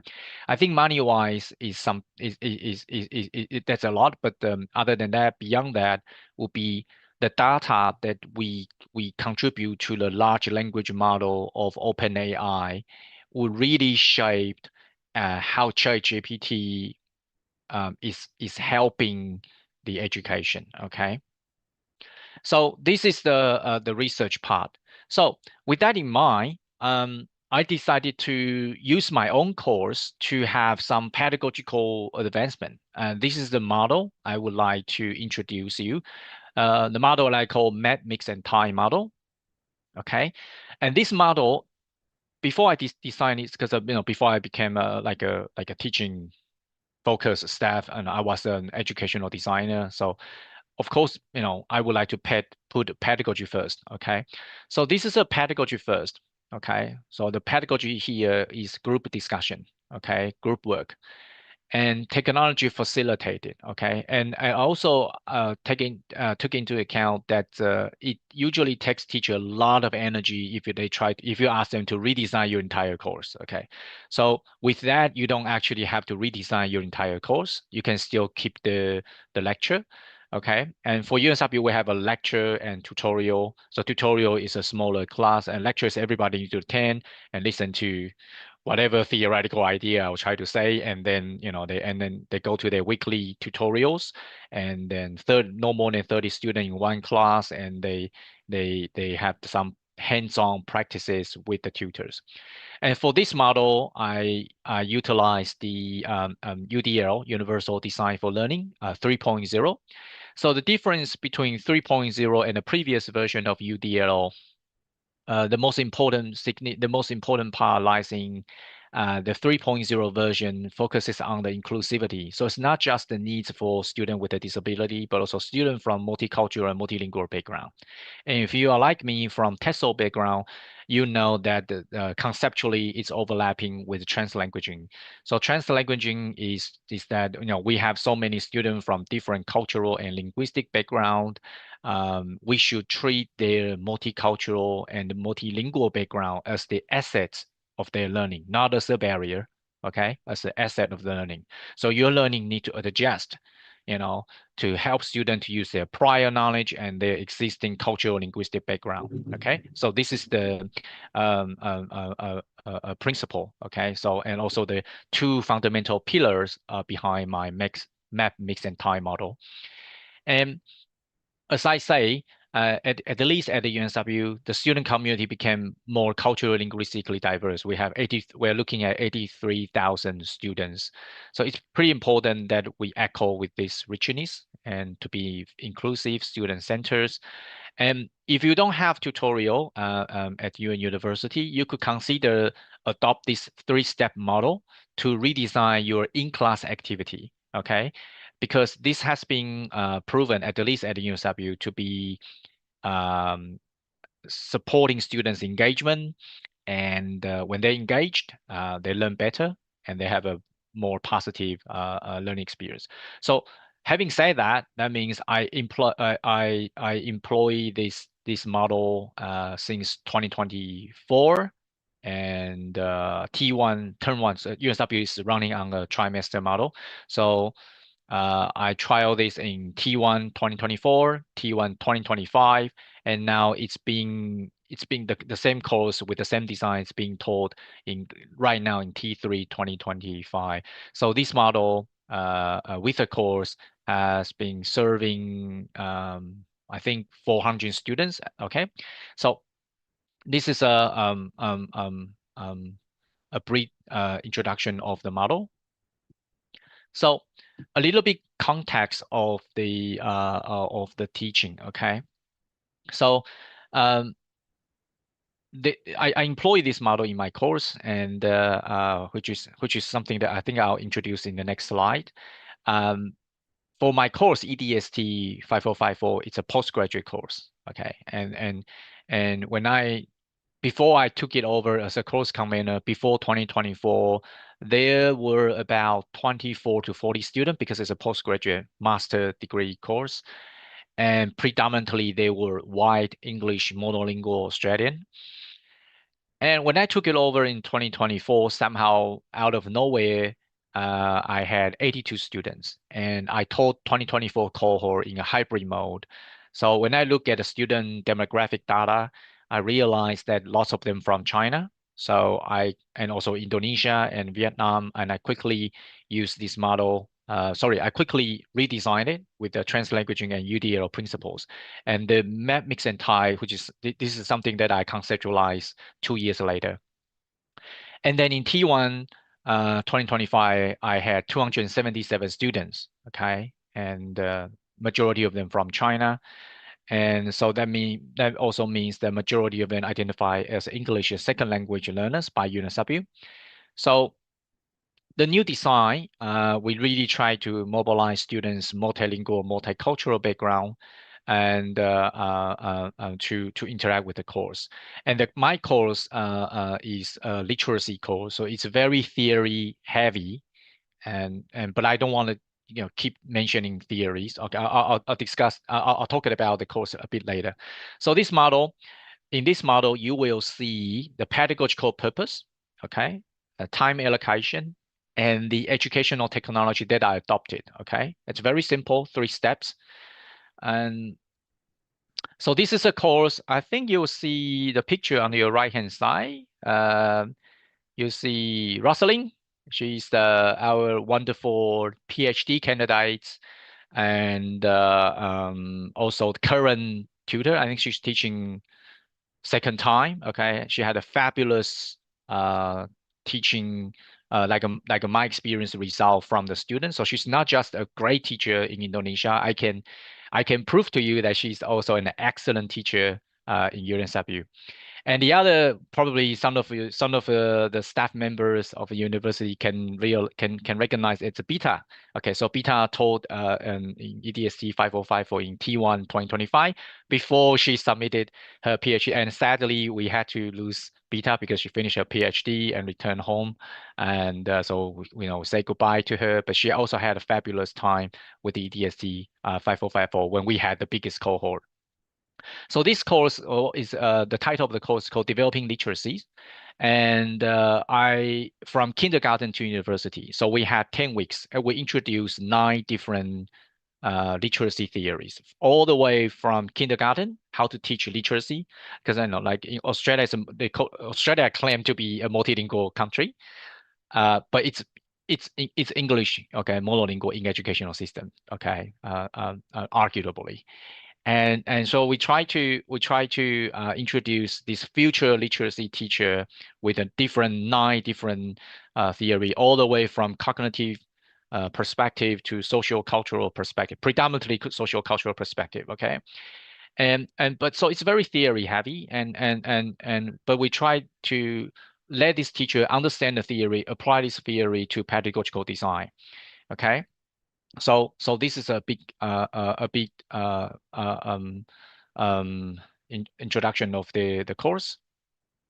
And then this is a map, mix, and tie model. Okay, so there's basically three steps. Okay, very easy.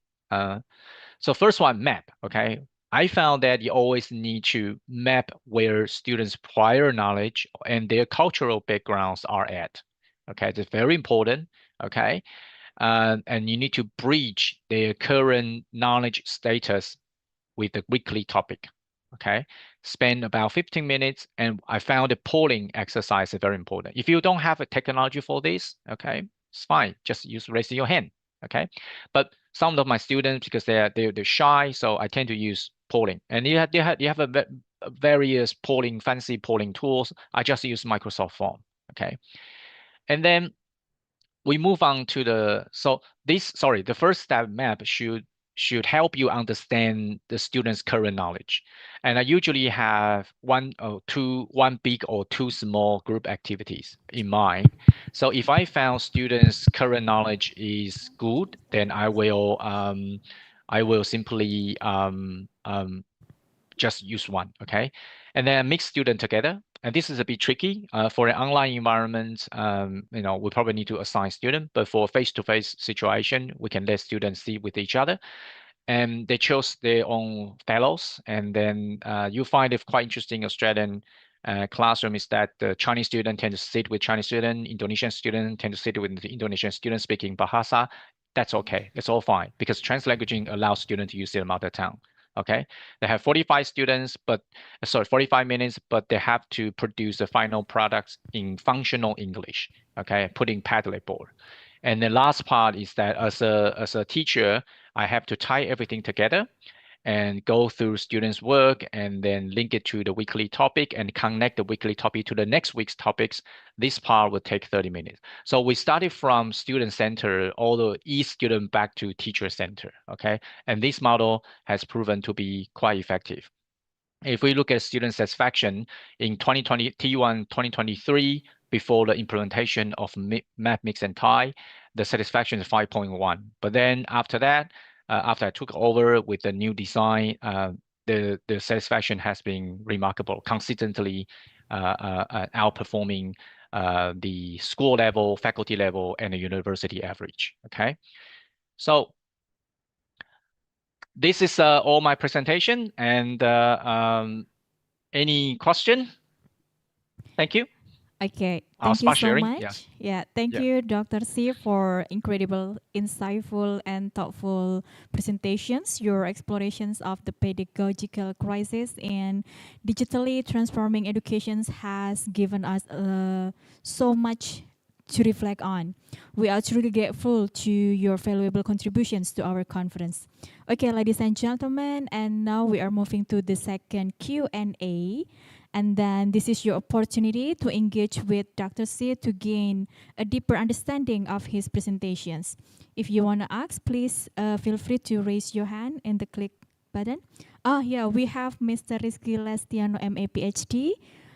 Pak Rizky, okay, time is yours. Okay, thank you, Ms. Moderator. I hope you can hear my voice really well. It's great to meet you now, Professor Sie. And I'm happy to see Rosalind on your slide because a couple months ago I visited her in UNSW and I visited her office and I was like really happy to see how technology has been of much integrated in UNSW. Into your slide saying technologizing education, right? So that's one of the concern. So I'm raising a concern related to the terms that is like technologizing education that might end up in like some ethical issues and also over reliance or things. So I think it is me then it's more into like educating technology. So that is technology that is educating instead of like education that is technologized. So what do you think about these two terms? Thank you, Professor Sie. Okay, I'm not sure if I 100% with you. But I think you raised a question regarding like you want me to elaborate a bit more Yes. about the Mm. ethical side. Yes. As I say, I feel at the UNSW, I raised this I think a few months ago in Nexus program of UNSW, and I say this loud and clear to other fellows. We have 40 fellows at the UNSW. I raised it with other fellows. I say it feels like it's a sin to question AI now. Mm-hmm. When we want to talk about when we talk about AI, the next thing pop ups will be how students love it and how teacher find it quite useful. But how about like for example in marking when we marking students at essay and like this is a conundrum that I think one C3 also raised, like how we know like we are in a technologized environment now, but how about my students' English? How about my contents? And like for me, how do I know if the essay you produce is now from AI? I heard that we have a tool called Turnitin. So you produce a essay and you submit it through Turnitin, and Turnitin is a system that will pick up if it's an AI enhanced. But then the student told me there's another AI to eliminate the AI index. So that's what I mean. Like I feel like as a teacher, my agency has been taken away. So it's not just about the ethical use. I think it's more about we should encourage the teachers to advance pedagogy. Okay. Yeah. And thinking about what sort of new pedagogy that we should use. And USW has been doing that. We are Mm-hmm. actually going back to the traditional pedagogy. Oral assessment now All is right. the very popular topic. Like, okay, no essay. How about now? Everybody, let's do the oral assessment. PhD student, let's do the oral defense, the Viva. Yes. Yeah. Yeah. But when you look at that and you thinking about it, so wait a minute, are we going back? Yeah. Yeah. Yes, we're Yeah. going Yeah. back. Yeah. So Yeah. that's still a concerning, Mm. alarming sign for me. That's that we are not advancing pedagogy. So we need Yeah. more something like a mix and type, like something like a model, and the teacher design and use the course to experiment and show the data to evidence the effectiveness of this. As a matter of fact, when I'm speaking that, I'm not teaching the course now. I am letting another casual academic to teach my course because I want to prove the external validity of this pedagogy. If the student satisfaction and engagement is still good, when the course is taught by another teacher, that means this pedagogy is externally but valid. Yeah. So Yeah. we need more of this. And this takes time, and I'm glad UNSW invested time and money for us to do that. Yeah. Yeah. Okay. So I'm not sure if I answer your question or It's okay. over I'm just answer your like, question. right. It's also great to hear that actually now some of professors there in USW thinking about like going back to something conventional is because I did my PhD in Korea in Seoul, and now some professor they're thinking of going back to like paper pencil tests, um, technologizing. Technologizing education. Yeah. All right. Yeah. So thank you for your Thank you. insight from Okay. Thank you. Sydney. Mm. Okay, thank you, Mr. Rizky, for the questions, and also Dr. Sear for answering Mr. Rizky questions. And maybe we would like to invite one more participant to ask the questions. Anyone? Or maybe you can write down your question in the chat box, everyone. Okay. Anyone?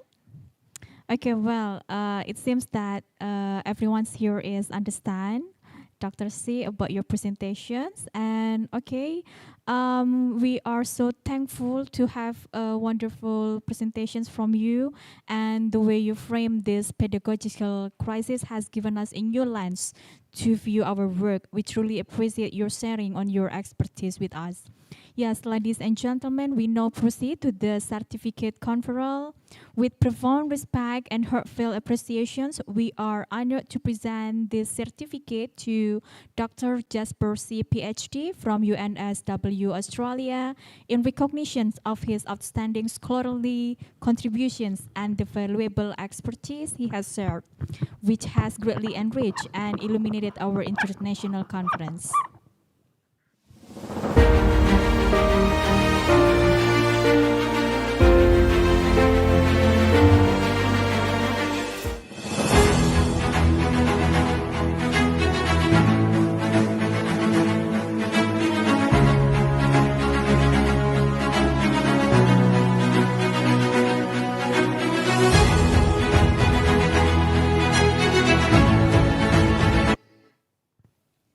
Okay, once again, thank you, Dr. C, for your contributions for today's International Conference on Education.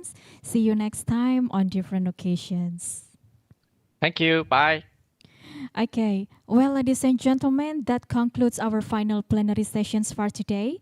A huge thank to all of our speakers today for their fantastic presentations and to everyone in attendance for being such a wonderful audience. I will now turn the stage back over to our beloved Master of Ceremony to continue today's agenda. Time is yours.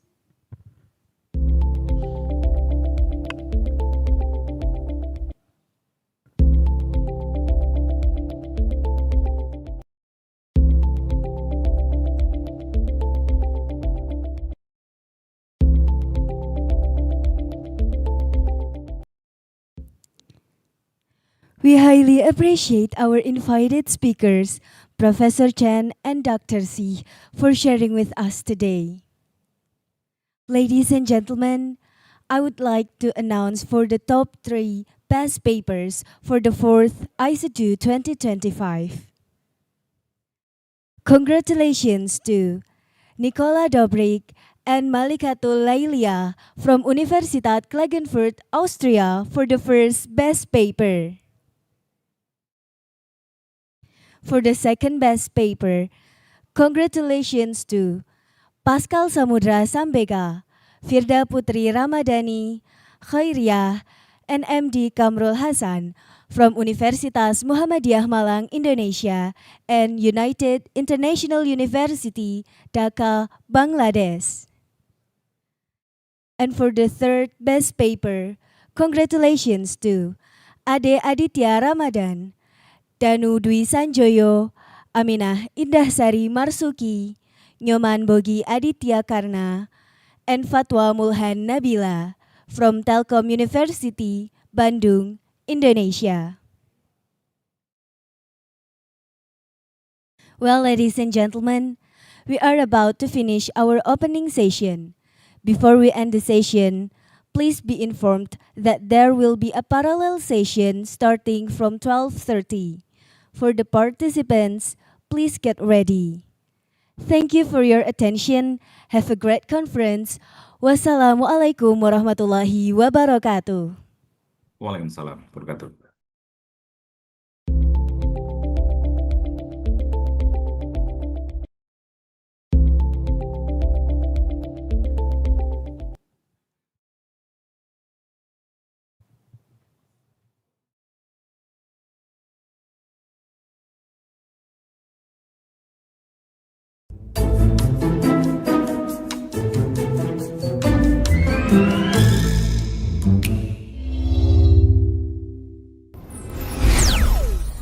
Do you know, UMM consistently strives to provide the best learning experiences for its students.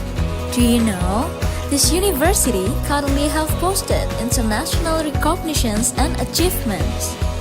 Established in 1964, University of Muhammadiyah Malang has been well known for its beautiful natural landscape in the heart of Malang city. It was him, Malik Fajrar, former Indonesian Minister of Education, who also plays significant on the excellent development of the university. UMM has achieved remarkable international recognition. The university consistently ranks among the world's and Indonesia's top universities.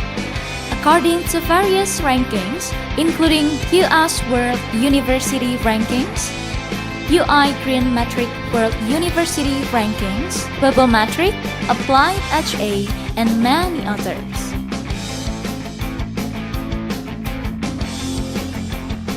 Moreover, UMM students excel in a wide range of fields, from arts and martial arts to technology and academics. Significant numbers of international students pursuing their study at UMM contribute to the university's vibrant of international atmosphere.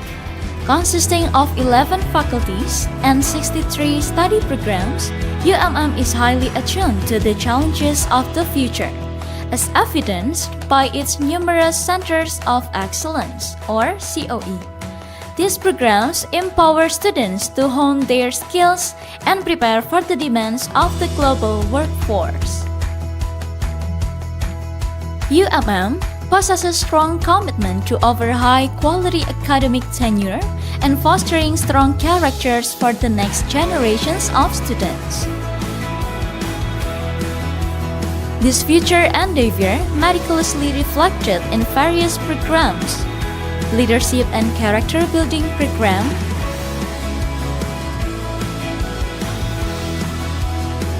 Foreign Language of Specific Purposes or FLSP, Centers of Excellence, and other numerous international acceleration programs. UMM continuously engages in addressing global challenges through tangible initiative programs such as energy independence, eco-business, and community development programs initiated by Transformational Professor Program. The university's SDGs Center has been recognized by the Indonesian National Development Planning Agency or Bappenas RI. Through these multifaceted commitments, UMM is dedicated to produce highly skilled and qualified graduates. This integrated approach demonstrates UMM's unwavering commitment to cultivating future leaders for the nation. UMM from Muhammadiyah for the nation.